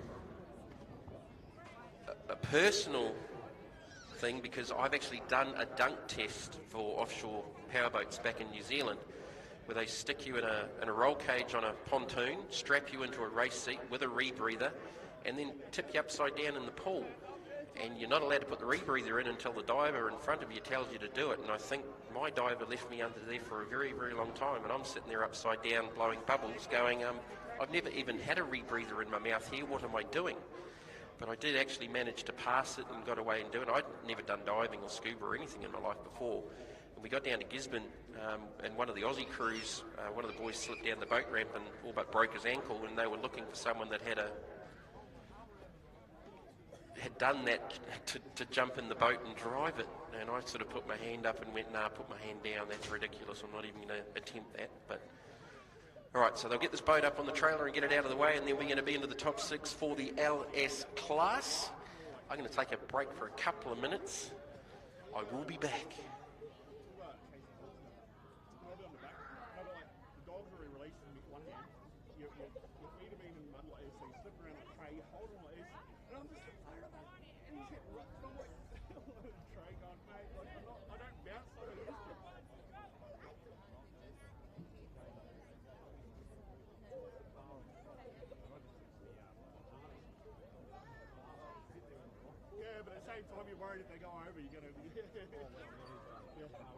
Penrite, Australian made, family owned and operated. Make premium quality engine and racing oils, warranty approved coolants, automatic transmission and manual gear oils, a complete range of engine and fuel additives, heavy duty and industrial products for every application. Visit penriteoil.com for more information. Penrite, Australian made for Australian conditions since 1926.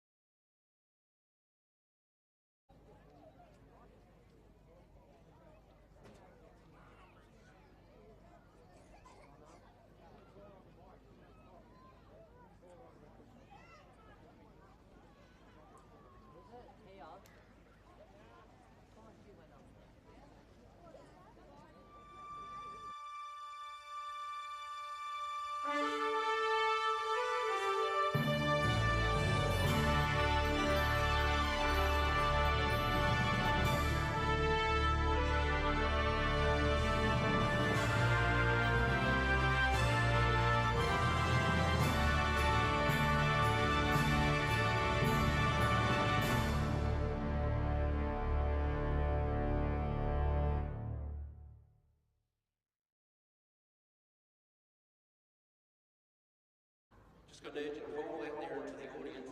Tiana McGifford, could you go to your race boat, please? Needed quite urgently. Tiana McGifford to the back tail. Tiana, get to your boat. If you see a young lady in a race suit running, it's Tiana. There she is. Run, Forrest, run. Sitting up there on the bank, yapping away. All right, Mr. Darryl Baker, what's going on? I just had a quick chat to a couple of the boys down here on the waterfront. And, yeah, I think with the turbochargers, as soon as they get water in them, that's not a good deal. If it was a methanol injected boat, you might sort of drop everything out of it and run some methanol and whatever else through it and oil and God knows what else to try and get it done and turned around, but even that'd be a bit of a push. But I didn't have a look and see if it had actually damaged the jet unit or anything else as well, but like pretty much half of the boat was underwater. It was, the majority of it was full of water when they righted it back up. Jamie's okay, he's just having a chat here down to the VRA guys. Just said it was, yeah, very, very scary incident, which certainly looked scary here from race control and commentary, I tell you. I won't ask him how the water tasted.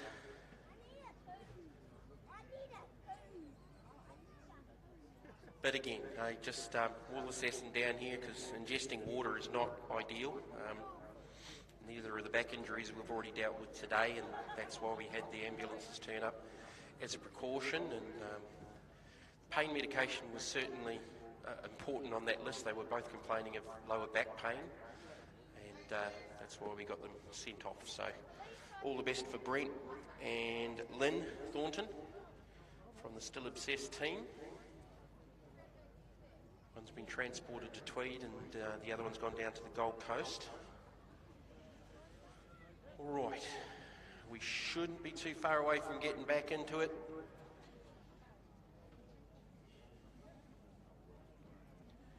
Considering what's going on, we are a little bit behind time. We're actually not doing too bad.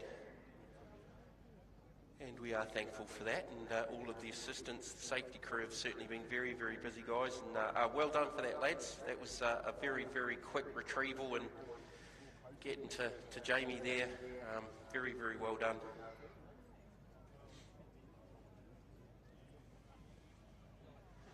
All right, we've got drivers getting in boats. We shouldn't be too far away. Rip shifts on the trailer, about to start up by the looks of it. Drop bears down there in the pit boat ramp.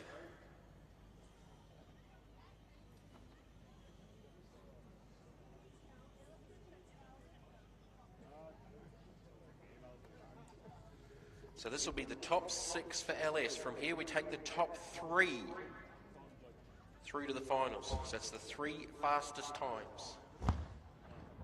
Cannot afford to make a mistake. Get a rotation wrong, you'll be gone. Probably still make the effort to correct the rotation and get to the end, because if a couple of other boats do it, well, you've got a chance. Maybe not so much in the 6, but definitely in the 3. So LS, you should be on the boat ramp and on the dummy grid. Group A, not far away. You should be heading towards the dummy grid shortly. Certainly getting prepared and getting ready. Oh, have we got blown budget coming back out? Now, they had 5 minutes. Now, okay, I'm just having to think about this. It does take a lot, I know, for those of you that know me. They had 5 minutes to try and get their issue rectified. We had a stoppage to the racing. So they've let blown budget get back out there. So it's running and it's on the water. So this will be potentially our 6th boat. More than likely 5 for the unlimited finals. So look, I don't know 100% the technicalities. That's my guessing on it, because we had a race stoppage. That 5 minutes stopped. So blown budget is back out on the water. Glenn Squire Roberts and Tiana McGifford. That's why Tiana was getting the call to get in the boat. So they don't need to do anything silly. They just need to register a time to get in here.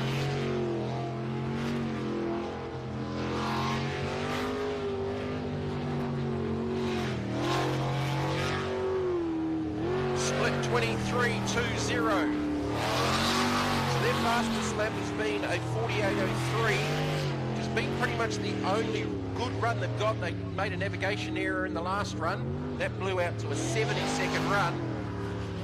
They'll look to bring this home and get a lap backed. 23.20 to the split, down to the finish pool. 50.099. 50.099.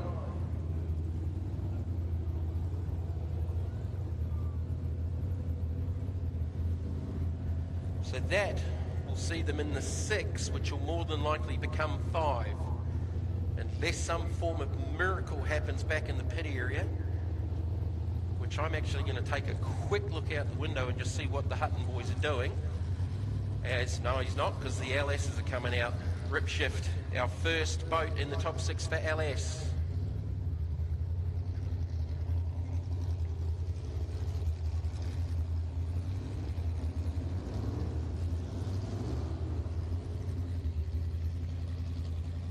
So Bastian Mullen, Talia James, first out on the water in the Stinger hull.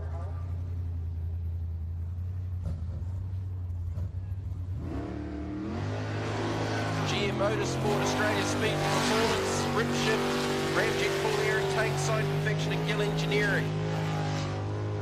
So that split needs to be low 22s, that's what we've been seeing most of the day. Slowed up a little bit by half a second with a 45.8 to get him into the 6. Has gone as fast as 45.3. Split 21.3 on the money.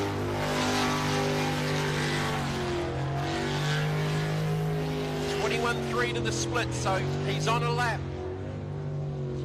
Through Benny's beautifully. One of the best runs he's had through there. On the run home, this is going to be quick. Definitely will be quick. 44.926. Whoa, wow, okay. 44.926. That is the fastest lap of the day, of the weekend in LS. Put your hands together for that one. That one absolutely banks it into the 3. That had a big exclamation mark on it. 44.926. And that has gone 4/10 quicker than their previous best this weekend. Drop Bear made the 6.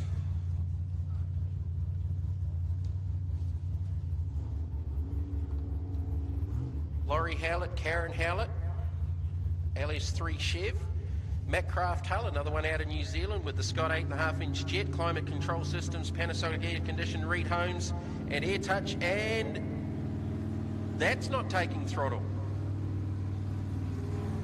Okay. They've got an issue straight off the trailer. And that is game over, unfortunately, for Drop Bear. They are out of contention, It would not take throttle straight off the start. Has it ingested something as it was coming out of the pit area? Well, coming back around.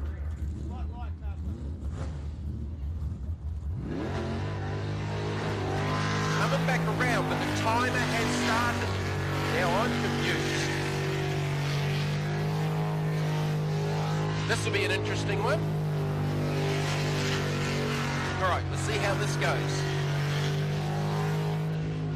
See what they get to the split, but a little bit of confusion going on with me, but I'll leave that to me. Split is a 23.6, which actually isn't too bad, but had they not already taken the start line, I'm not 100% on the rules, so we'll come back to that. Gets through Benny's okay. Last lap was a 50.334. But I've got to understand that this is going to count. 49.946. 49.946. Now, just give me 2 seconds. I'm going to quickly jump off mic and find out what just happened there.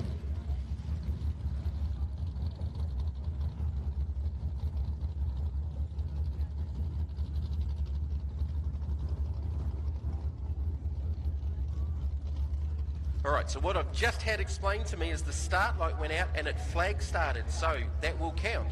So the start light is gone.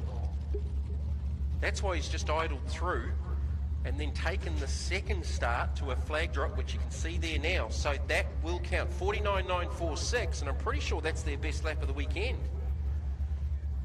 by a couple of tenths. 49.946 for Drop Bear. Slicer out next, Paul Hill. Alex Singleton. So they need to go, well, they just need to get a good lap in.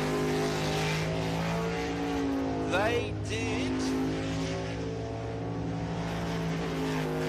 912 the splits, 22.657, so half a second up on Laurie Howlett. They did a 48.613, 48.613 in their previous run. Oh, they're off into the bank and it's glanced up over the top. Very similar incident to what we saw from Still Obsessed, but this time it's glanced up the bank. And we are one more down in the run to the top three. It was looking pretty good up until then, and then it went horribly wrong. Thankfully, that's actually glanced up the bank with the angle it was on. It actually picked it up on the bow. I think the boys will be okay. They're up out of the boat, guys. Put your hands together for them. Paul Hill. And Alex Singleton and Slicer. Slicer has just sliced through the Benny's tyre wall. They're okay. Hopefully the boat hasn't got away with too much damage. But that drops them out of the six. They will not go any further.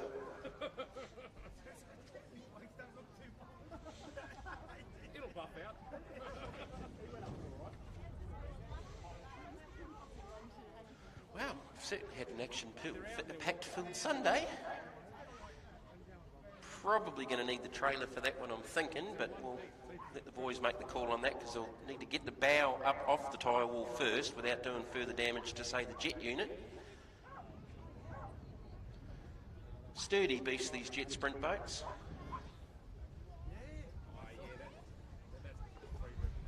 But again, to see the driver and the navigator get out is what we want to see first. They're all right. I got the salute. Thank you, Paul. Paul's looking for sponsors, by the way, guys. Guaranteed to get TV coverage in the upcoming TV series we'll know as the 2022 V8 Superboat Championship presented by Penrite on 7 Mate from about September. Don't you wish you had your signage on the side of that boat now?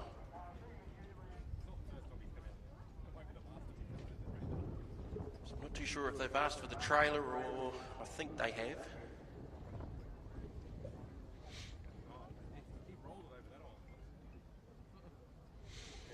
Okay, who have we still got left to come?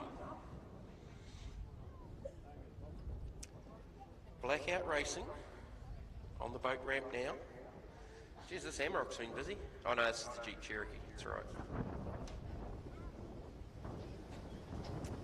Blackout Racing, the Nude Nut boys haven't been out. So it should be Nude Nuts and Blackout for our final two boats. And at the moment that bubble is a 49.946 set by Drop Bear, boat number 14. So the confusion there was the lights had gone out, they came around and took the restart off the flag drop, so they must have made that call down on the start line. Can't say that I've seen that before, but it's been a while since I commentated this stuff, so I'm still trying to get used to some of the rules. Seen boats upside down, boats jumping tyre walls, boats impaling tyre walls.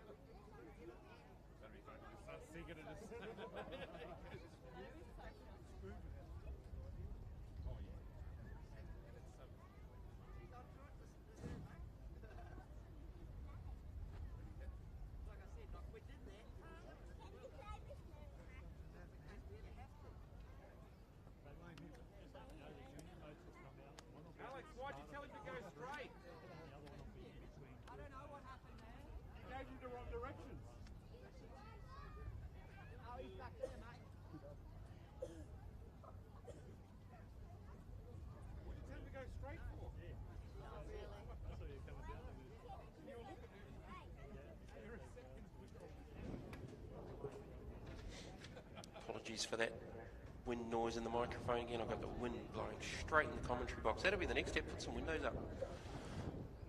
I have to say, I have been spoiled by this commentary box and the sound system. Hopefully it's pretty good out there for you guys. It's one of the better ones that I've been involved in.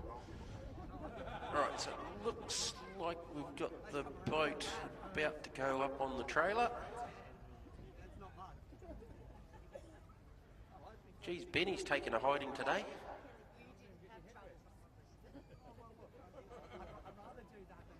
I spent all day yesterday just calling at the hairpin, and one of the locals pointed out to one of our race officials that I had to refer to it as Benny's.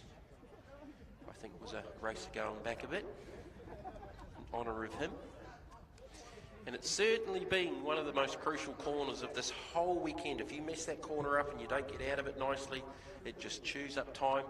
If you don't make the corner, then it tends to go very wrong.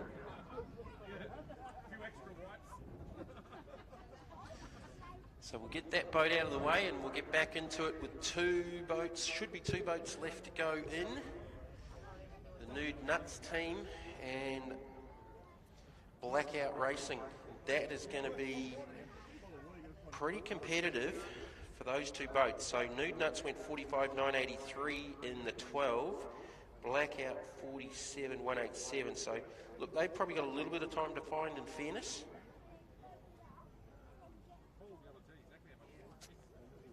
The Nude Nut boys, that was their best lap of the weekend, I think, in the 12. 45.983. Yeah, quite comfortably. 47.7 round 2 yesterday. So the Nude Nuts are putting in their best times at the right end of the weekend.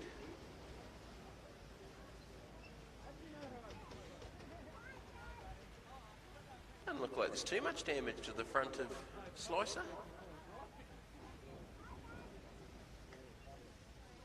Just might have got the angle the right way.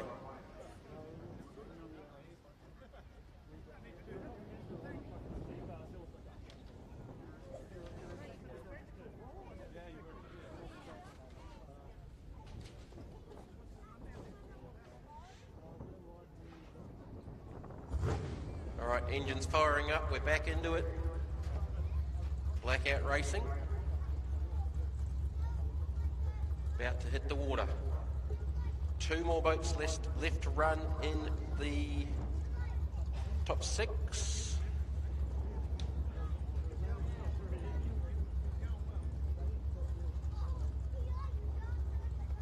Three more boats, sorry, because we've got the Rip Shift boat to run a second time as well. So 3 more for the top 3.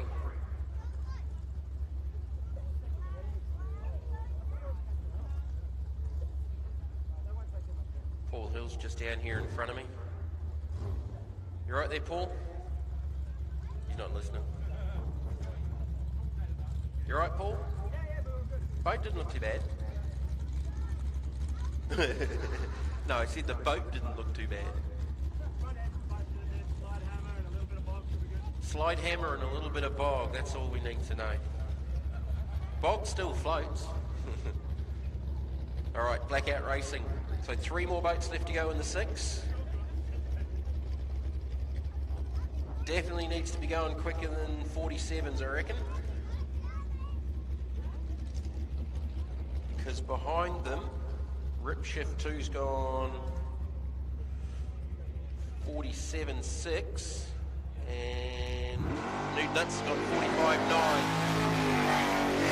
Leaves a good lap here.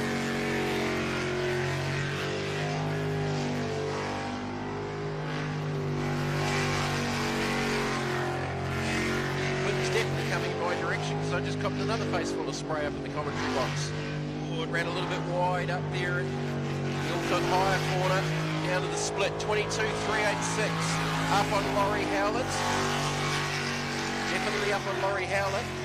So it's gone quicker than Laurie's 49, but I reckon it's going to need to be in the 46s probably to reinforce it. Last couple of corners.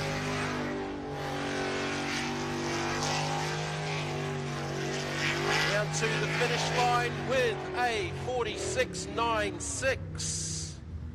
46.963. So that's Kyle's best lap of the weekend.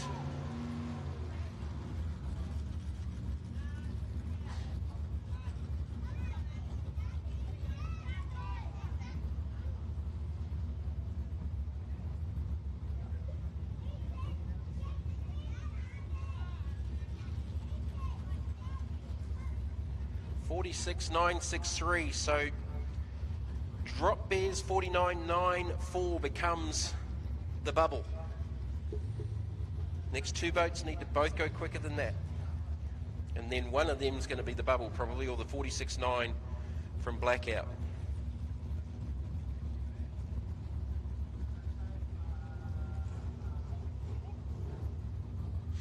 Nude Nuts.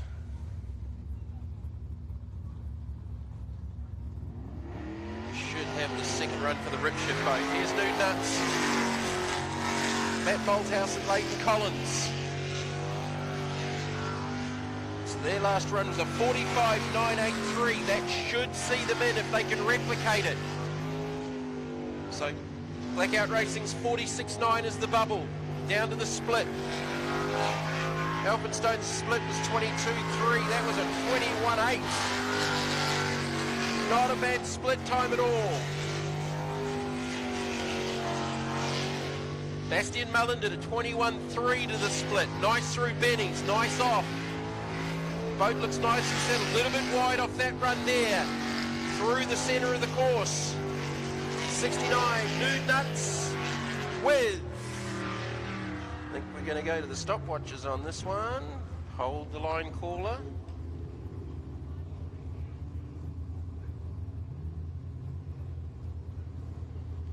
$46.388. $46.388. $46.388.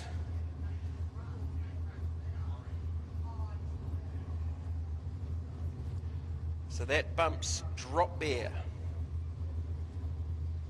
with the 49. So we've got a 44.92 from Bastian Mullen. 46.388 from Nude Nuts. 46.93 from Blackout Racing. So Nathan Mullen needs to go faster than a 46.96. 46.96. And they have been, their fastest lap has been 47.6, so a little bit of pressure on here for Nathan to make the three. 46.9 is the time to beat. First opportunity will be the split. Needs to go quicker. Oh, little moment there. And it's game over.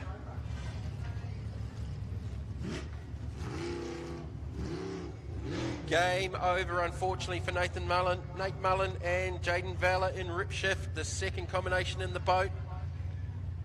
Got it wrong early, and they've pulled the pin, so do not complete a lap, which should unofficially make it.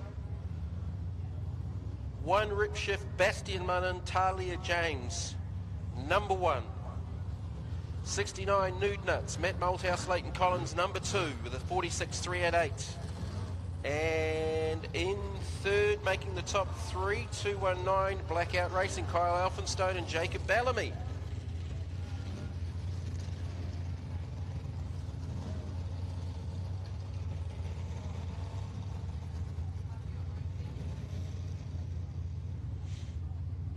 So that'll be your top three for LS as we go to Group A. Attitude first boat to run, Daniel Warburton, Quinton Fleet. And a little mistake there, and they've corrected it, but they've cost a lot of time.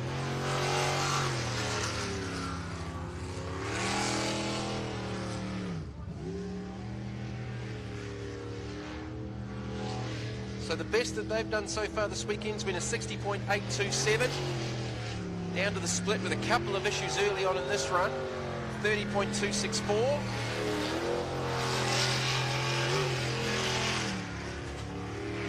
Boat just not sitting on the water very nicely. It's not crossing over its own weight very nicely either at the moment. Down to Benny's. Gets that right. Nice exit off there.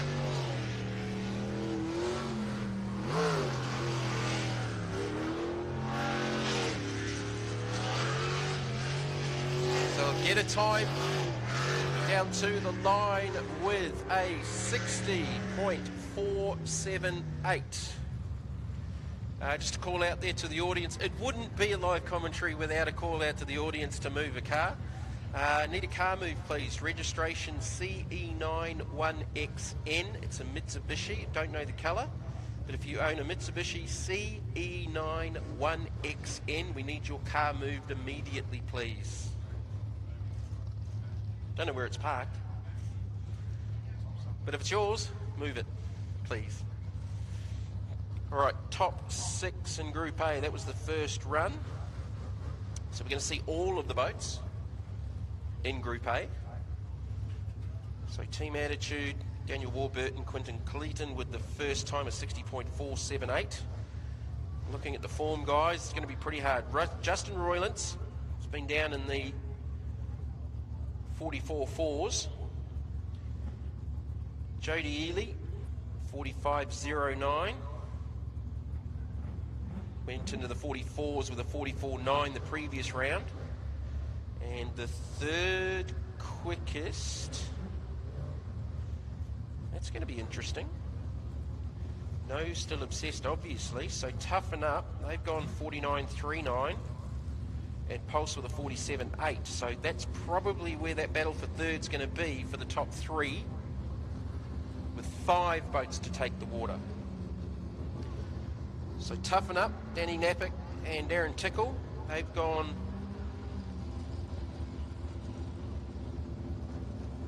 49.394 for their fastest lap.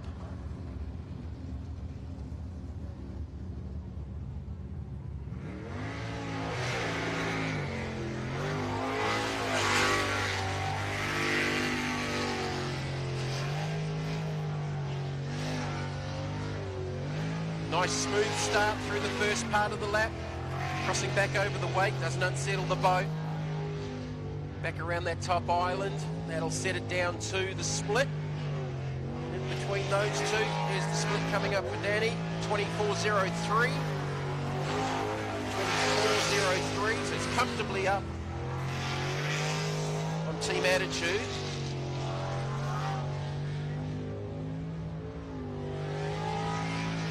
And we'll bring it to the final few corners. Nice clean lap, nothing wrong with the lap. Be a good one to put away. Can he improve? Toughen Up down to the line with a 50.323. 50.323, so lost a little bit of time on their previous best at a 49.39.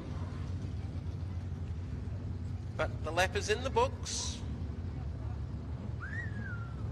Looks to be Pulse up next. 3 more boats to come. Pulse, Outlaw, and Rampage. Sounds like a law firm.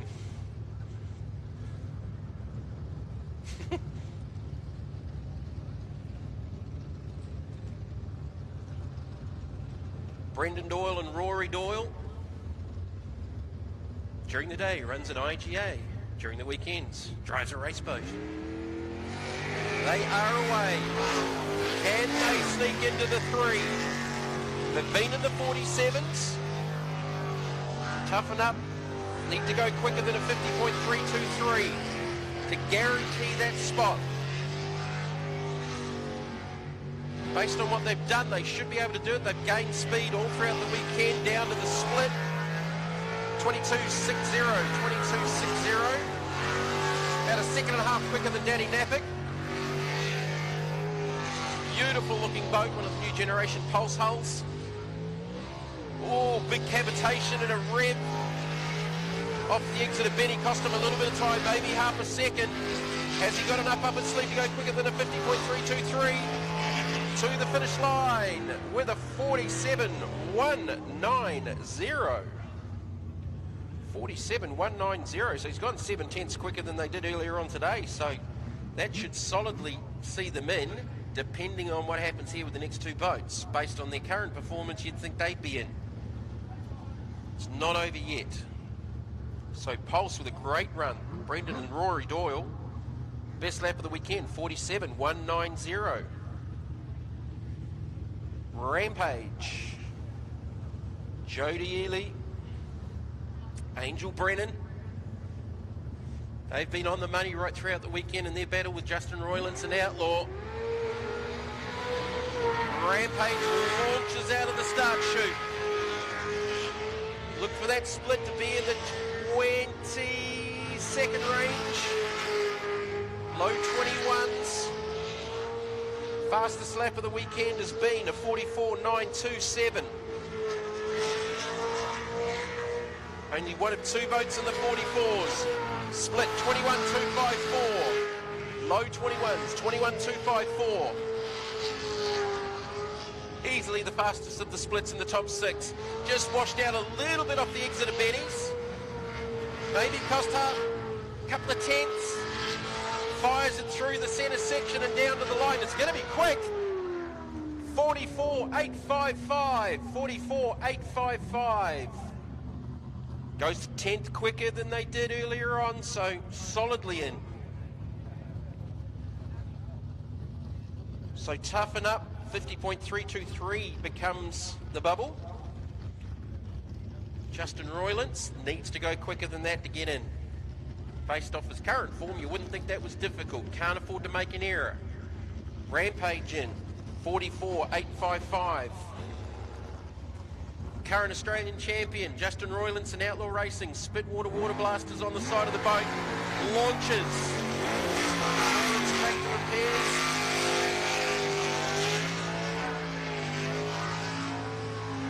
So we saw a 21.2 from Jodie Ely to the split.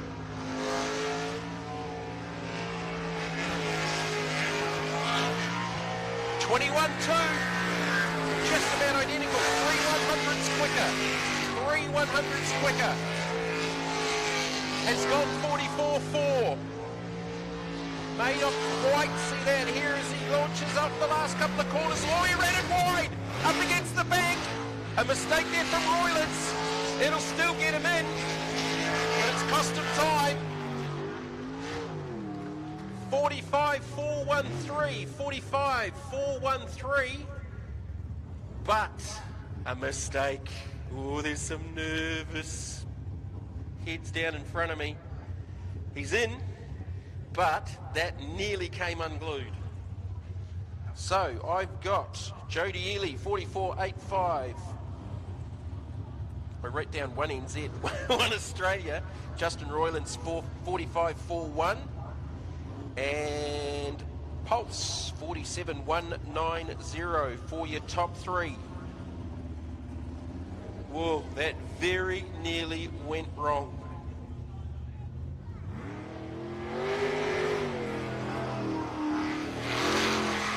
Unlimited.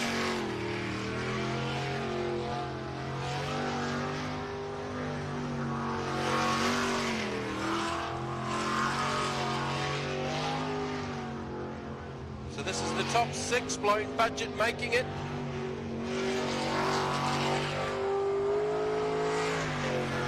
Split 22.2 for Glenn Spider Roberts.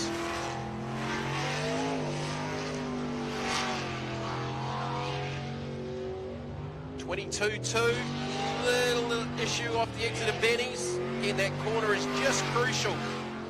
Gonna need to be on it to get into three. Down to the finish line spin pull, 46.937. 46.937.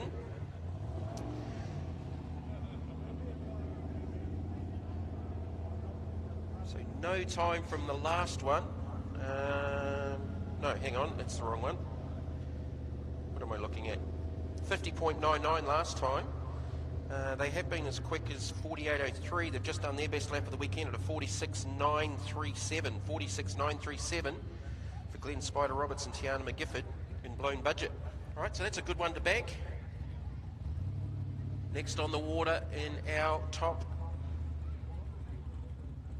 6 for Unlimited. Be the Coleys, Devo Racing, Poison Ivy.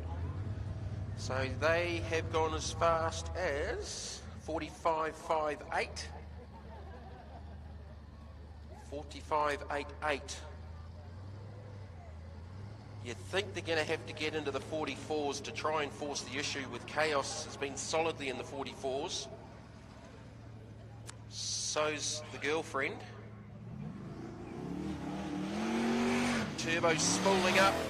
It's about threw the park brake on to get it around that first right-hander. Robert Ange Coley. There's that familiar pop again with it on the rev limiter. Coley's throwing it around. Oh, little mistake. Just sat there in the water for a moment. Down to the split. And gone. Trying to continue on. He will be able to continue on. So to the split, it was a 22.9. But at half spun, cost a heap of time. Advantage the other boats running in the 6.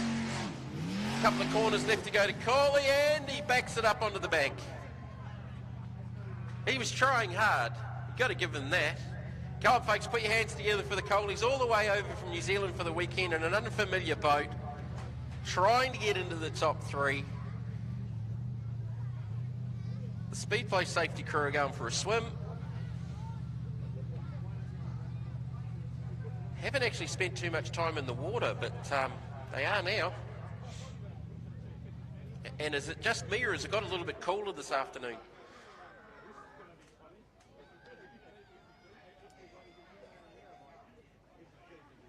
And just a tip, guys, listen to Ange, don't listen to Rob. All right, so that drops them out of the reckoning. So can Glenn Roberts' 46.937 stand up to the next 3 boats?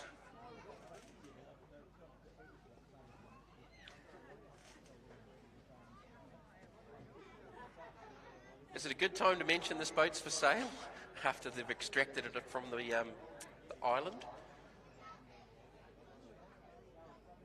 Finished top 8 in the World Championships. Regular top 6 runner in the Unlimited Superboat Championships here in Australia. See if they can fire it back up and drive it off.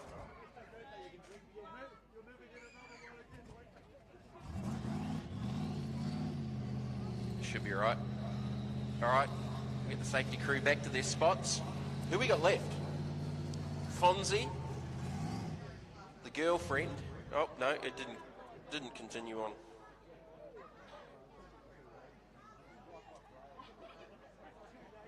I'm just going to pop my head out the back and see if there's any frantic action going on Daryl Hutton's boat. I don't think so, but I'll have a quick look.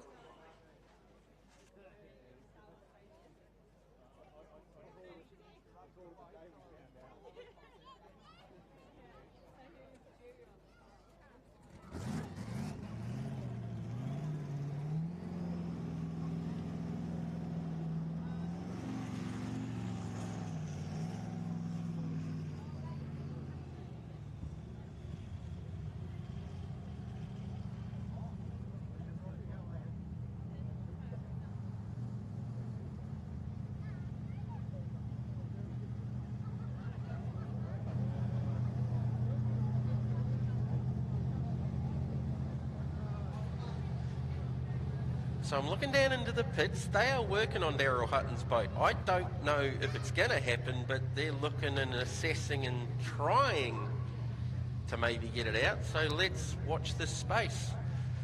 Sean Henschel, with the media manager for the series, said, yeah, no, they're trying.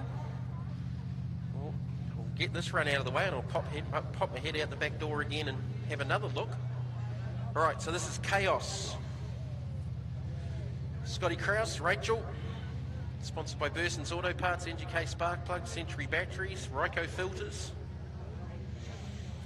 So they got into the 6 with a 44.046, which has been their fastest lap of the weekend. Stinger Hull twin turbo 1200 horsepower Chevrolet. So look for that split to be down in the 22nd range. The moment just needs to go quicker than a 46.93 to make sure he gets in. Split 20.958. Oh, used all of the edge of the track down here in front of us at race control. Down to 3 at Benny's. Nice little cavitation, little lift. Using all of the track off that right-hander through to the infield. It'll be a good lap. And 43.824. 43.824. Easily their fastest lap of the weekend. By 0.2. Fonzie Mullins in the chute.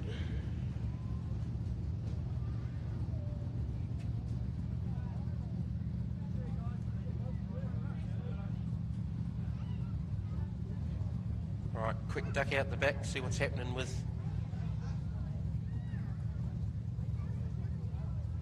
Phoenix Lubricants.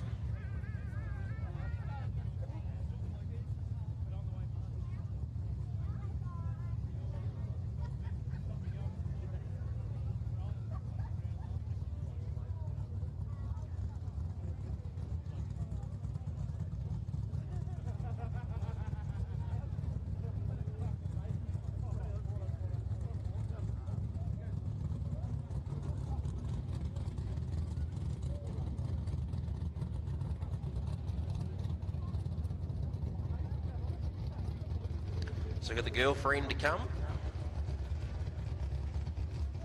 out to the start line. TJ, Tremaine Jukes, has done an awesome job throughout the weekend. You know, a Group A boat that's been entered across into Unlimited. Paul Gaston was scheduled to drive the boat, was unable to drive the boat this weekend, so they threw it into Unlimited. They've been pretty solidly in the 44s. I would suggest probably needs to go quicker than a 43, well actually maybe not, no, just needs to go quicker than a 46.9, because if it's only Fonzie to come, Daryl Hutton doesn't come to the line, that should see him in. Looking to eliminate the 46.937 from the AAA, the Glenn Spider Roberts. Split was a 27.74. Oh, he's lost it!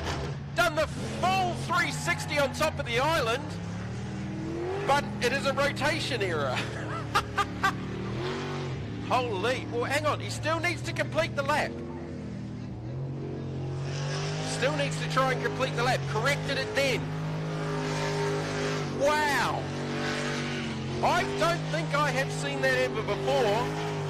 Down to the line with a 59.883.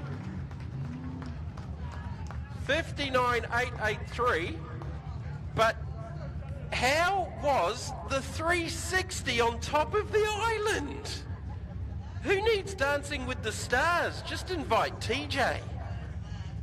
Wow. Sean Henshelwood's up here beside me. Sean, have you ever seen that?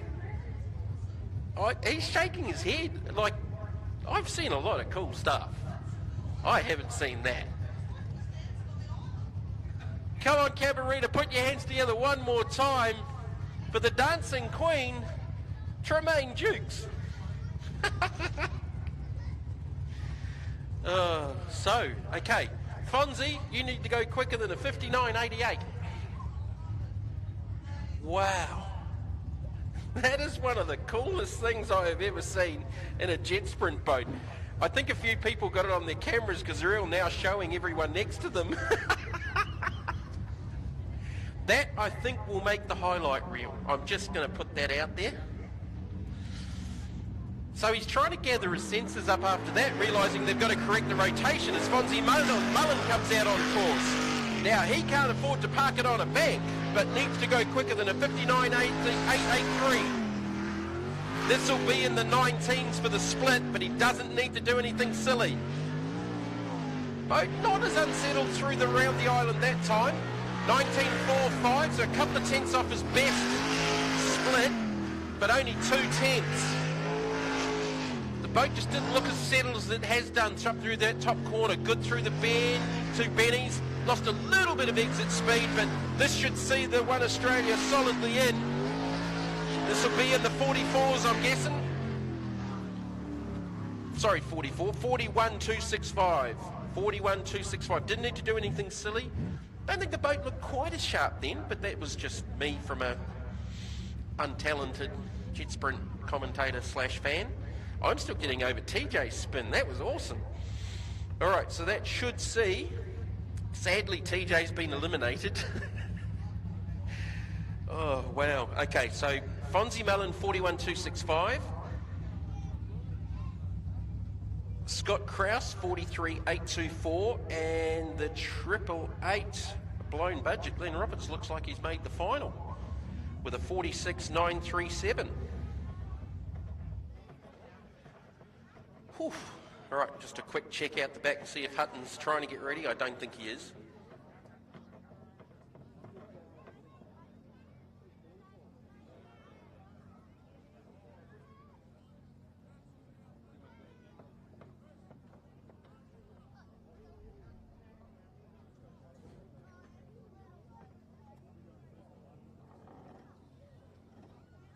Just got the official word from the team. I was hoping, but no, Daryl Hutton's not going to make it out for the top 6, unfortunately. So that will be your 3. Fonzie Mullen, Scott Krause, and Glenn Spider Roberts. I think Glenn's going to be pretty happy about that because he had a pretty ordinary start to yesterday, doing some engine damage and up till midnight last night getting it resurrected. So that's a good effort for them.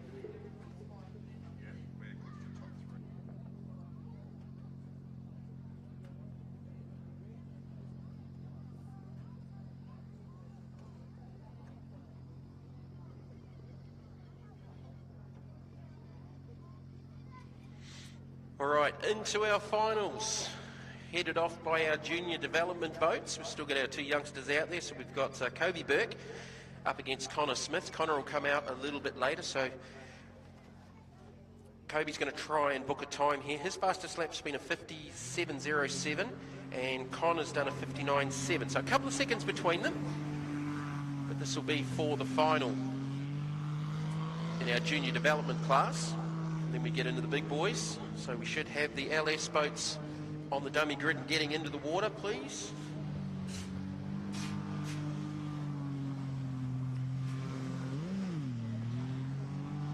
Little moment there for Kobe, but down to the split with a 25.04.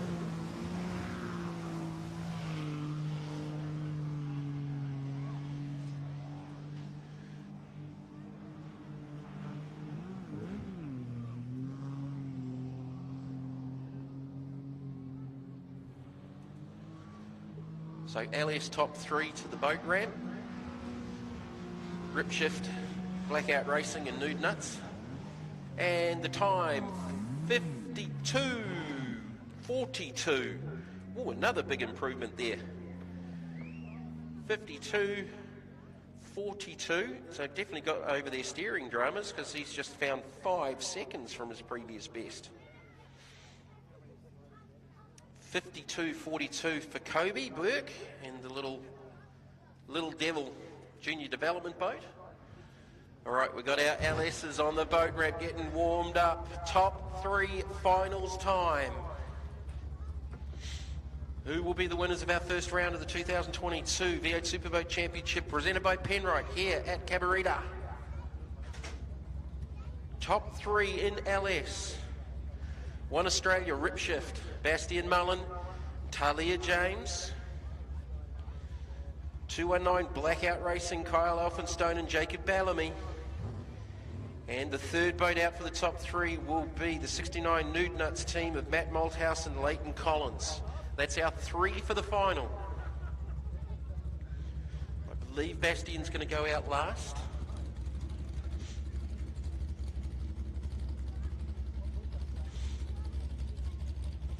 So it's Blackout Racing first.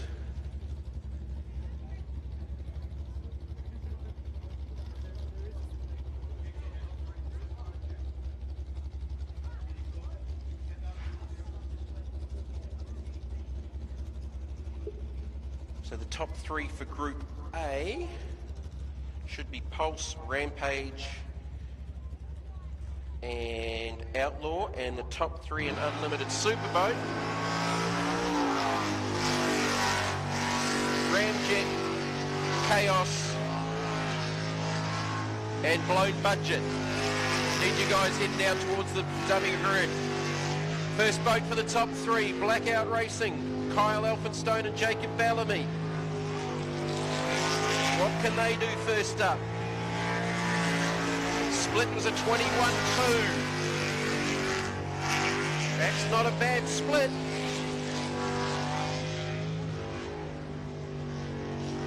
Little hesitant out of Benny's, just lost a little bit of traction. Going to look to complete the lap though through the centre of the course. First lap in the top three for LS, down to the line with 45.756. 45.756. And they've just improved from a 46.9 in the top six. 45.756.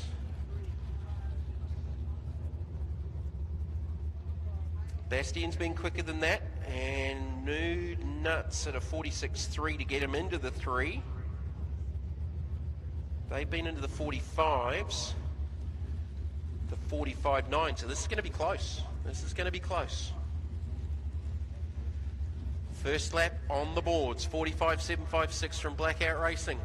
Nude Nuts heading out next, boat number 69. Matt Malthouse. So the three boats for the Unlimited final, Ramjet, Chaos and Blown Budget. You guys need to be getting ready and heading towards the dummy grid, please. Ramjet, Chaos and Blown Budget for Unlimited top three. Group A top three, you should just about be near the water. Outlaw, Rampage and Pulse. Matt Malthouse on the journey and Nude Nuts.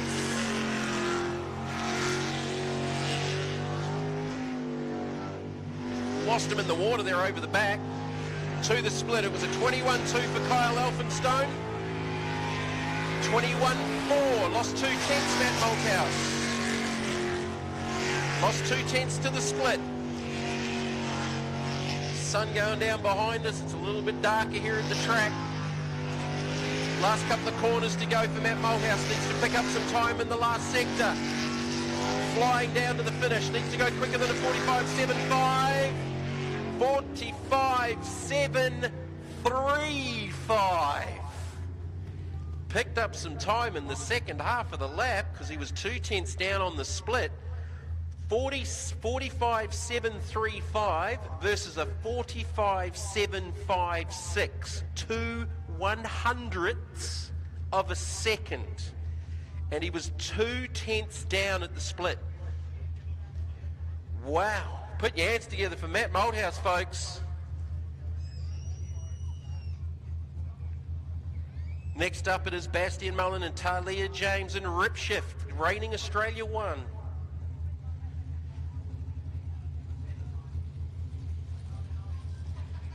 Now they've definitely been quicker than that. They got down 44.9 to get into the top 6. Cannot afford to make a mistake. Can they open up their 2022 account with a victory here at CABARITA? Needs to go faster than a 45.735. There's 2/100ths of a second different between Blackout Racing and Nude Nuts. Here we go with Bastian Mullen, Talia James, reigning Australian champs. Look for that split time to be better than a 21-2.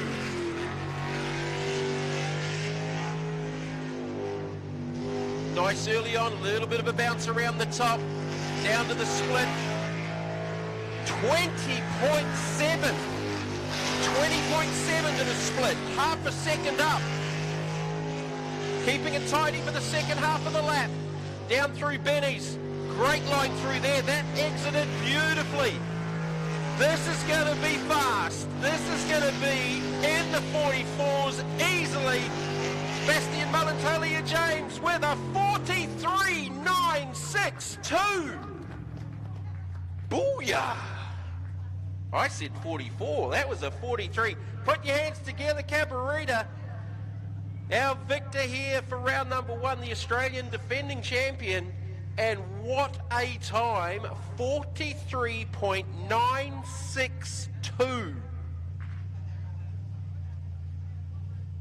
43.962. Wow, congratulations, that is an outstanding effort. So provisionally I have got Bastian Mullin in rip shift first.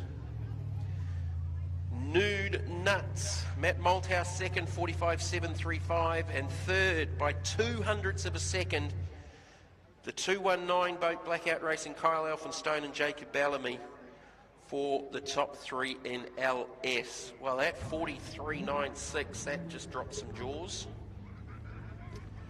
Group A final next, Pulse, Rampage, Outlaw, another bad-sounding law firm.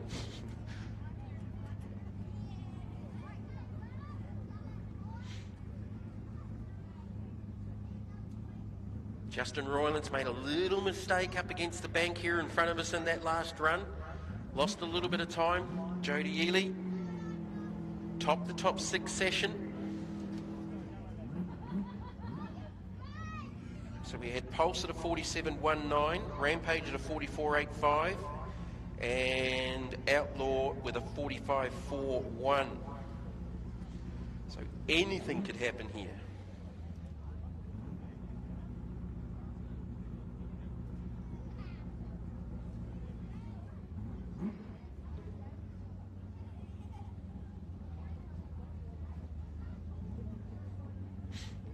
That gap back to second in LS was 1.7 seconds. No, that's not a lot of time, but that's day and night in jet sprint racing. All right, Group A's warming up in the pit pool. Rampage will be off of the way first.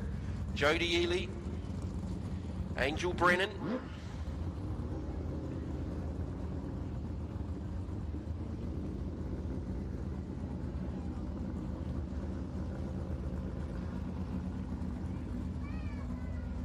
Jet Speed hull, 410 cubic inch Chevy, and we are racing with the Group A top 3.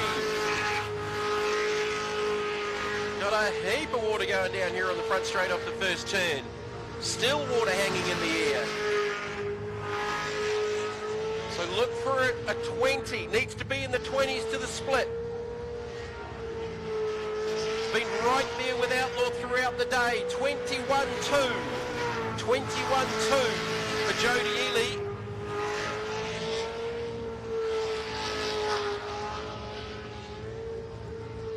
Lost a little bit of time out of Benny's. Just got up on the back of the boat, pulled the nose up out of the water. Nice big wide arc on the down to the line. Looking for a 44, and it is a 44.653. Leaves us best to last, 44.653.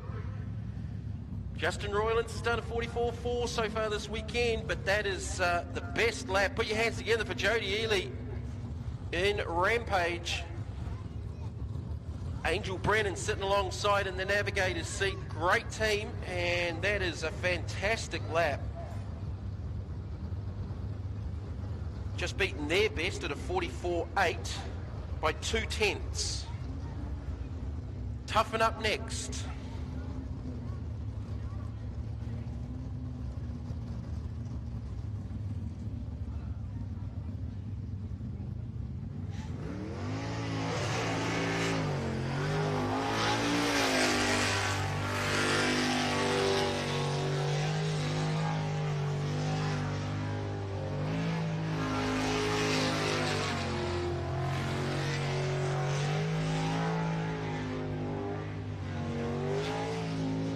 I'm just trying to figure out why Toughen Up is out there.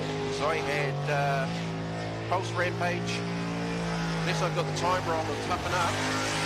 Come back to that, call the split at a 23.38.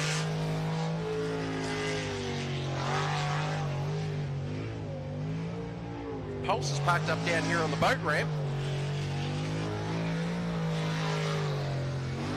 Toughen Up Danny Nappick and Darren Tickle. I'm going to bring the boat down to the line with a time of 49.29, 49.29.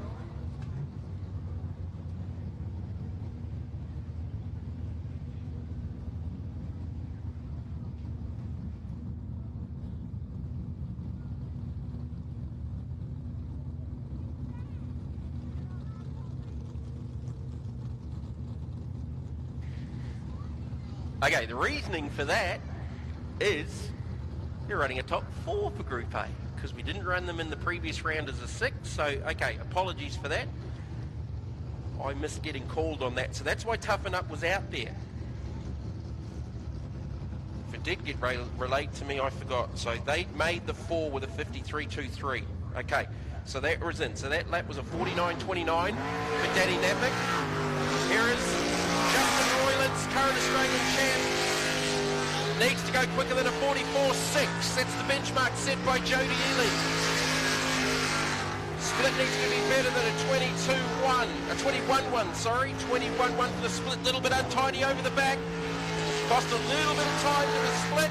He's trying hard with a 21.336. 21.336, so 2 tenths down on Ely. 2 tenths down on Ely. Needs to pick it up in the second half of the lap. Down off Benny's, lost a little bit of traction. Trying hard is the One Australia of Justin Roylands. Has he got enough for Jody Ely? Needs to go quicker than a 44.65. 44.65. 44.864. 44.864. Down by 2 tenths on Jody Ely. Jody's already out of the boat. He's down here in front of us. 2 tenths. The Outlaw team are congratulating Jody. That was a great lap. I tell you what, Justin left nothing out there. He was trying hard, but just couldn't quite get it in the end. But it's not over yet because we've got one more boat left to run in what was a top 4 final. Bloody rookie commentator. All right, here it is. Pulse. Brendan Doyle and Rory Doyle.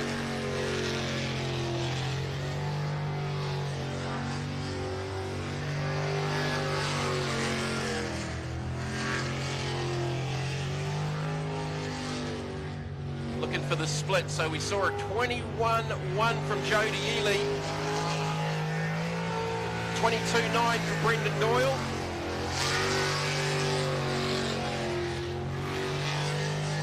Needs to go quicker than a 49.2 to get onto the podium. Lost a little bit of exit speed out of Benny's.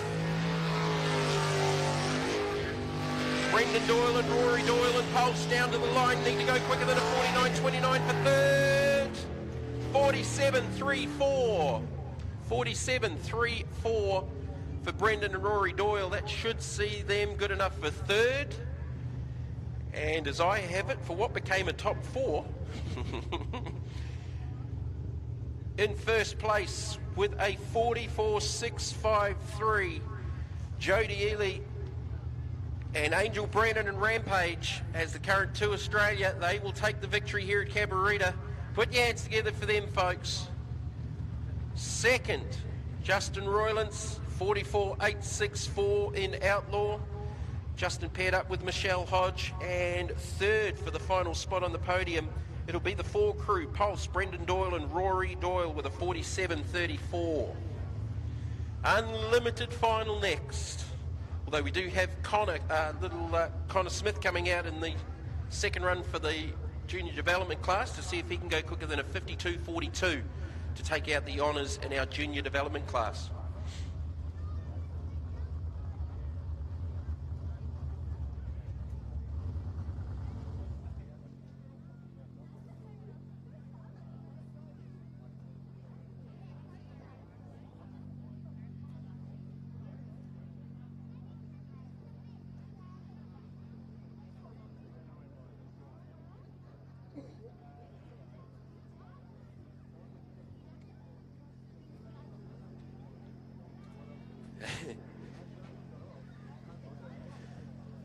All right, so we got young Connor coming out.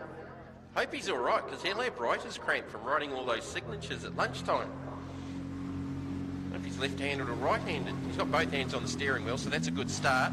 A little bit of a bouncy start down there through the first corner. So needs to go quicker than a 52.42. But he is on the lowest speed setting due to his age compared to Kobe. We got to within a couple of seconds earlier on today. Doing a fantastic job considering it's his first time in the boat. Connor's background with karting, he's a former Queensland champion and has raced junior speedway as well. They're going to just built up a mean little Daihatsu Charade for his next speedway car. Oh, runs it a little bit wide out the back there. So the split was a 27.55 versus Kobe's 27.38. So there's only 2 tenths between them. Gets through the Benny's corner and he'll bring it home. See what this time is going to be. Kobe's was a 52.42 and it went out to a 160.076. In fact, the split was 27.553. I was looking at something else. Thank you to our youngsters in our junior development class. If you want any information, jump onto our website or come and see the team after the races down here in the pits and get any information you want to know about getting into the sport of jet sprint racing with your youngsters in the junior development class. Really, really price effective, and they look like a lot of fun too. So congratulations to the boys. They've been very, very professional in their presentation and getting posters signed and things like that. So well done to them. Ange Coley's just down here in front of us. Ange, was that your fault or Rob's?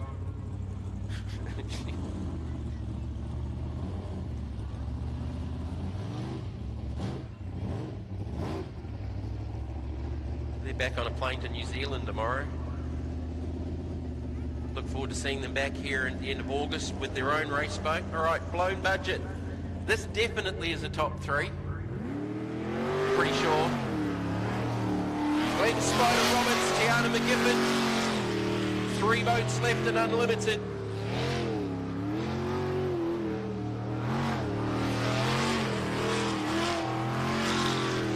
So the split's going to need to be down in that 19-second range to be on pace with Fonzie Mullen. That's going to be a tough ask in the first instance. So we've got blown budget, Chaos and Ramjet. Split was a 23.57. 23.57.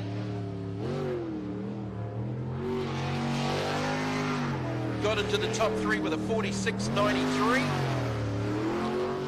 Chaos will be the next boat out as Roberts takes it down to the line, gets slapped in for the top 3 at a 49.831. 49.831.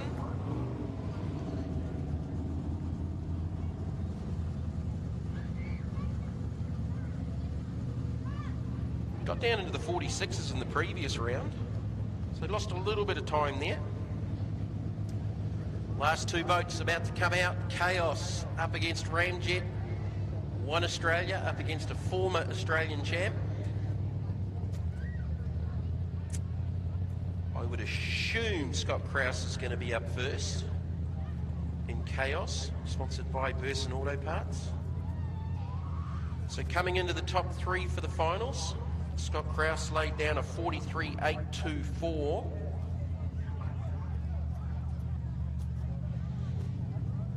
Fonzie cruised around with a 41.2. He's been in the 40s twice this weekend. What can he do for the final?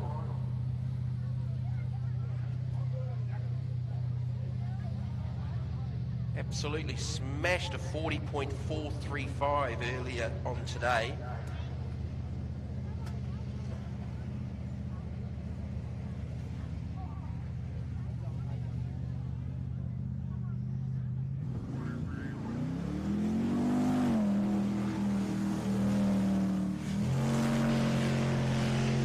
Scotty Krause out on the water as I'm having a coughing fit here in the commentary box.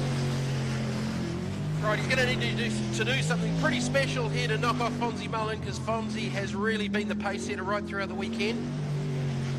Scotty Krause and Rachel have done an awesome job in Chaos, supported by Burson's Auto Parts, Century Batteries, NGK and Ryco Filters. The split was a 21-2, which is where they've sort of been throughout the weekend. Was in the 43s to get into the final with a 43.824. Is going to need to go quicker than that, but needs to get to the line first and foremost. Chaos with a 44.3 flat, 44.300. Not in the 43s that time, but that lap is banked. Fonzie Mullen cannot make a mistake. Warming up in the pit chute, ready to come out. What can he do for the final?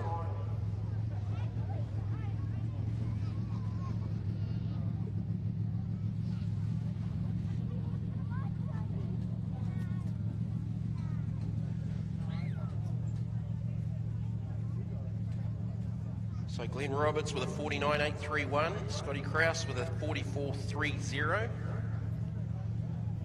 Fonzie Mullen next out, last out for the weekend, round one of the 2022 V8 Superboat Championship presented by Penrite.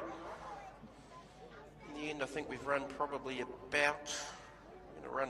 just about 50-55 minutes late, considering a couple of incidents there, but we've had to deal through with that today again. All of our best wishes to the still obsessed team, Brett Thornton and Lynn Thornton, after their incident, both precautionary, just with lower back injuries.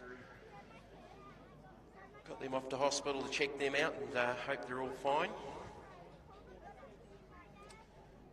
All right, Fonzie Mullen, we're just waiting for him to fire up in the pit chute.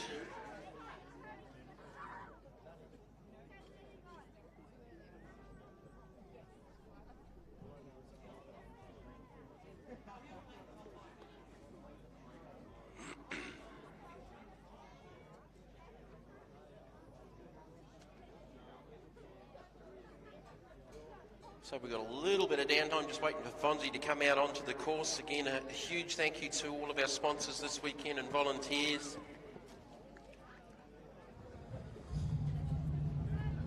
Hey, Ange, so was that your fault or Rob's?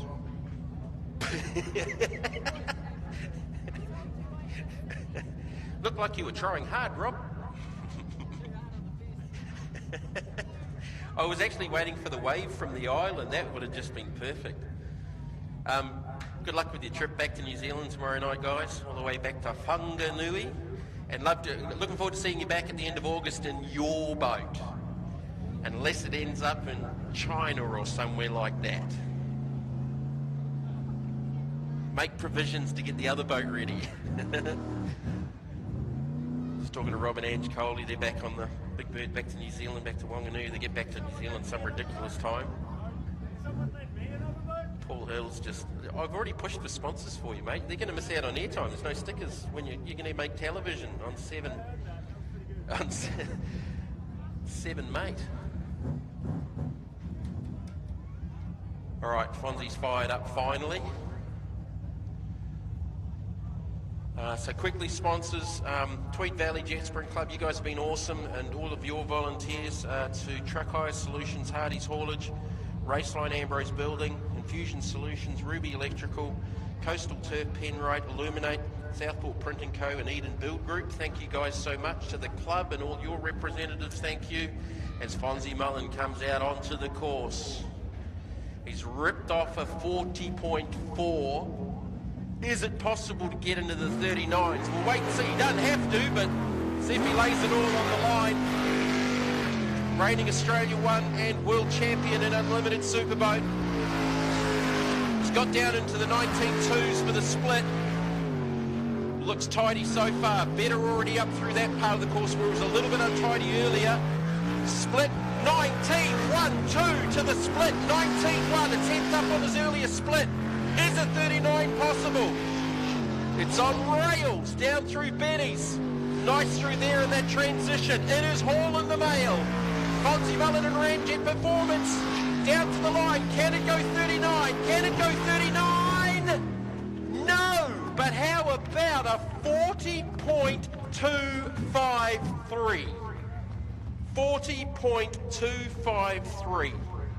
The fastest lap of the weekend, and by my understanding, the fastest lap on that rotation going back to June 21. That was something pretty special.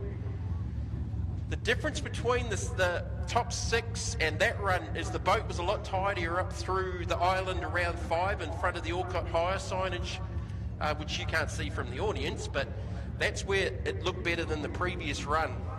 So Fonzie Mullen and Lee Stewart with a 42.53 first, second 37 Scotty and Rachel Krause with a 44.300, and in third, and it'll be a good return for his weekend, Glenn Spider Roberts and Tiana McGifford in the 888 blown budget 49.831. And please make some noise as Fonzie Mullen gets the checkered flag, and we'll celebrate with the winner's lap.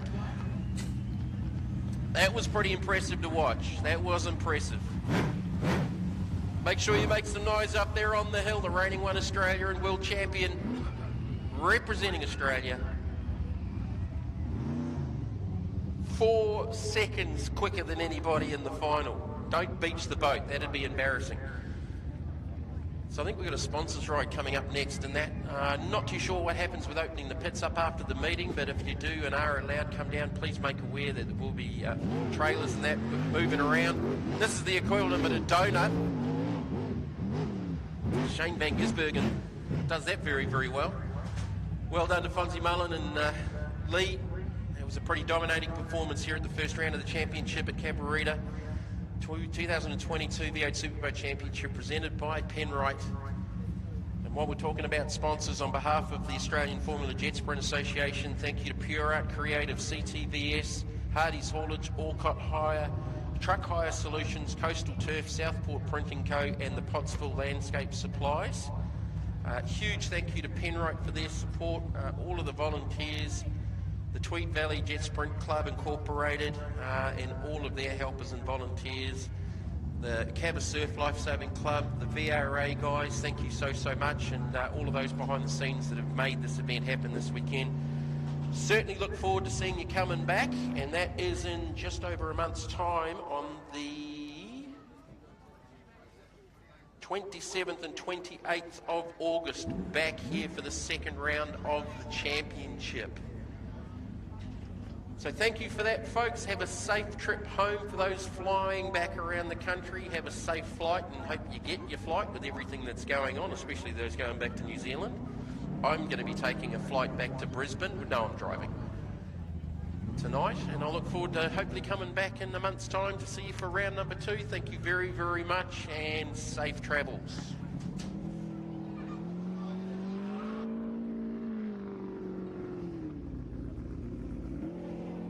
Actually, we've still got some checkered flag runs here. This will be Rampage, so make sure you put your hands together for them. Winners of the Group A title here at CABARITA. Show your appreciation up there on the bank, guys. Jody Ely and Angel Brennan.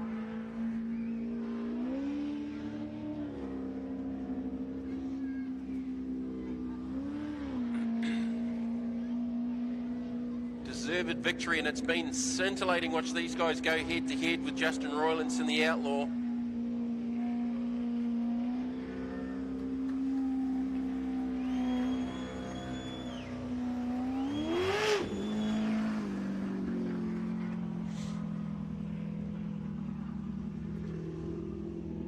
Have Rip Shift coming out with the checkered flag as well. Bastian Mullen and Talia James to celebrate victory and take their checkered flag lap, and I think Kobe might be doing the same thing with the checkered with our junior development boat too.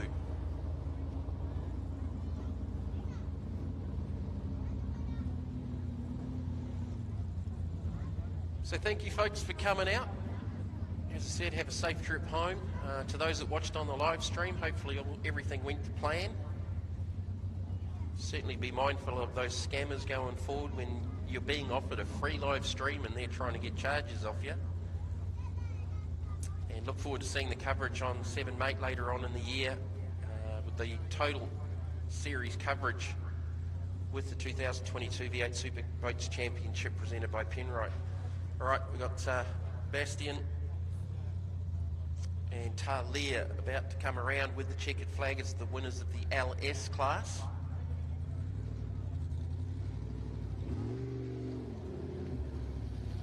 So interesting to note here, the current One Australia LS1, the current Two Australia Group A1, and the current One Australia Superboat Unlimited 1, the opening round.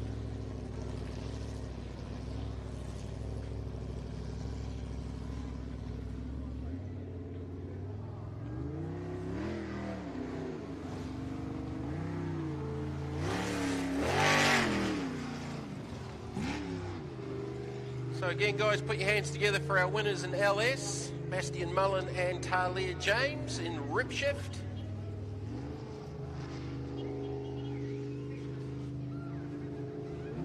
I think I forgot to thank our safety crew. Thank you to the Speedflow safety crew team, Speedflow, for supporting them this weekend with their t-shirts.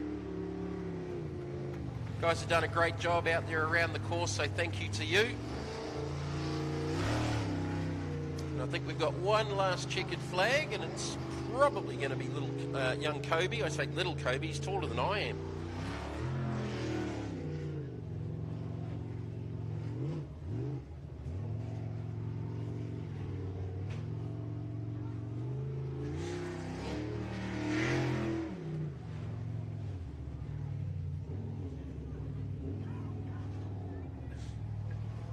Have a prize giving down here in front of race control for anyone that wants to come down and be a part of that a little bit later on.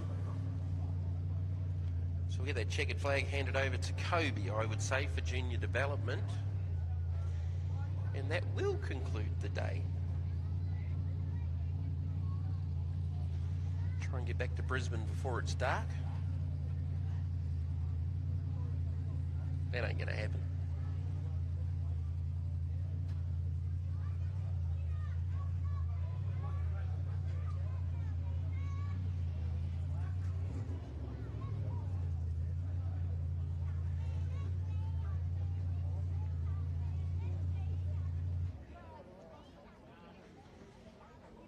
I think the checkered flag's going to get passed over to Kobe, and that will be our final checkered flag lap of the day.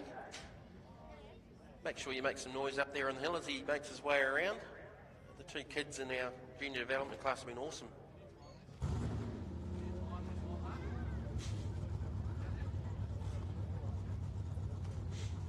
think there's some sponsor rides coming out after that. I think the Nude Nuts boys are going out for it. One of the boys just asked if we could time it.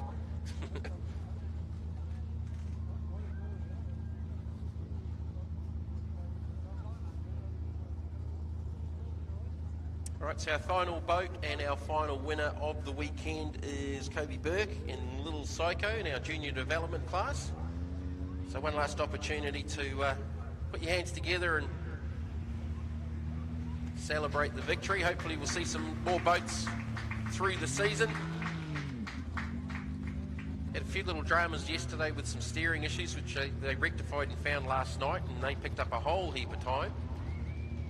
And was very, very popular, especially with the kids down there during the pit walk during lunchtime. So put your hands together for Kobe, and a big thank you to Connor Smith as well for coming out and enjoying his first weekend, hopefully, in this junior development class. So we've got a boat out on the water, and this is going to be a sponsors ride. So I'm going to sign off. Thank you very, very much, everyone. Have a safe trip home, and see you back here for the second round of the championship, 27th and 28th of August here at CABARITA. Thank you.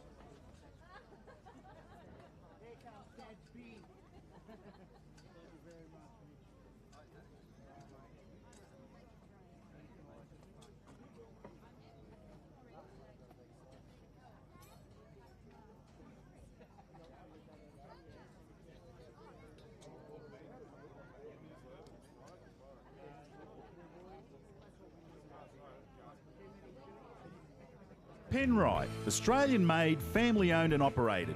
Make premium quality engine and racing oils, warranty-approved coolants, automatic transmission and manual gear oils, a complete range of engine and fuel additives, heavy-duty and industrial products for every application. Visit penriteoil.com for more information. Penrite, Australian-made for Australian conditions since 1926.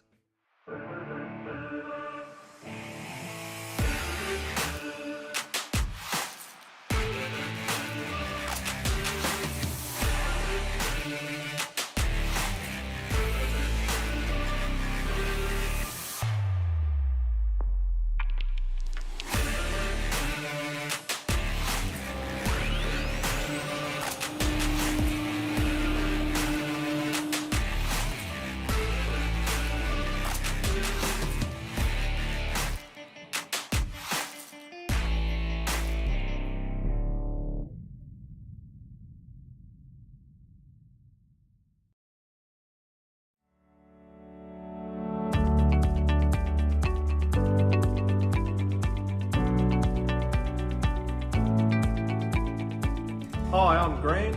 Hope to see you in store soon.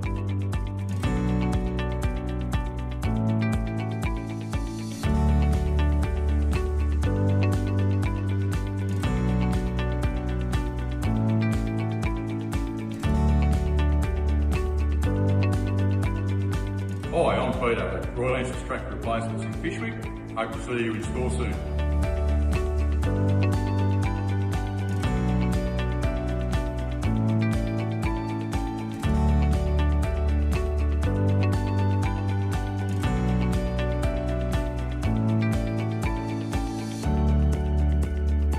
G'day, Michael from Tractor Replacements.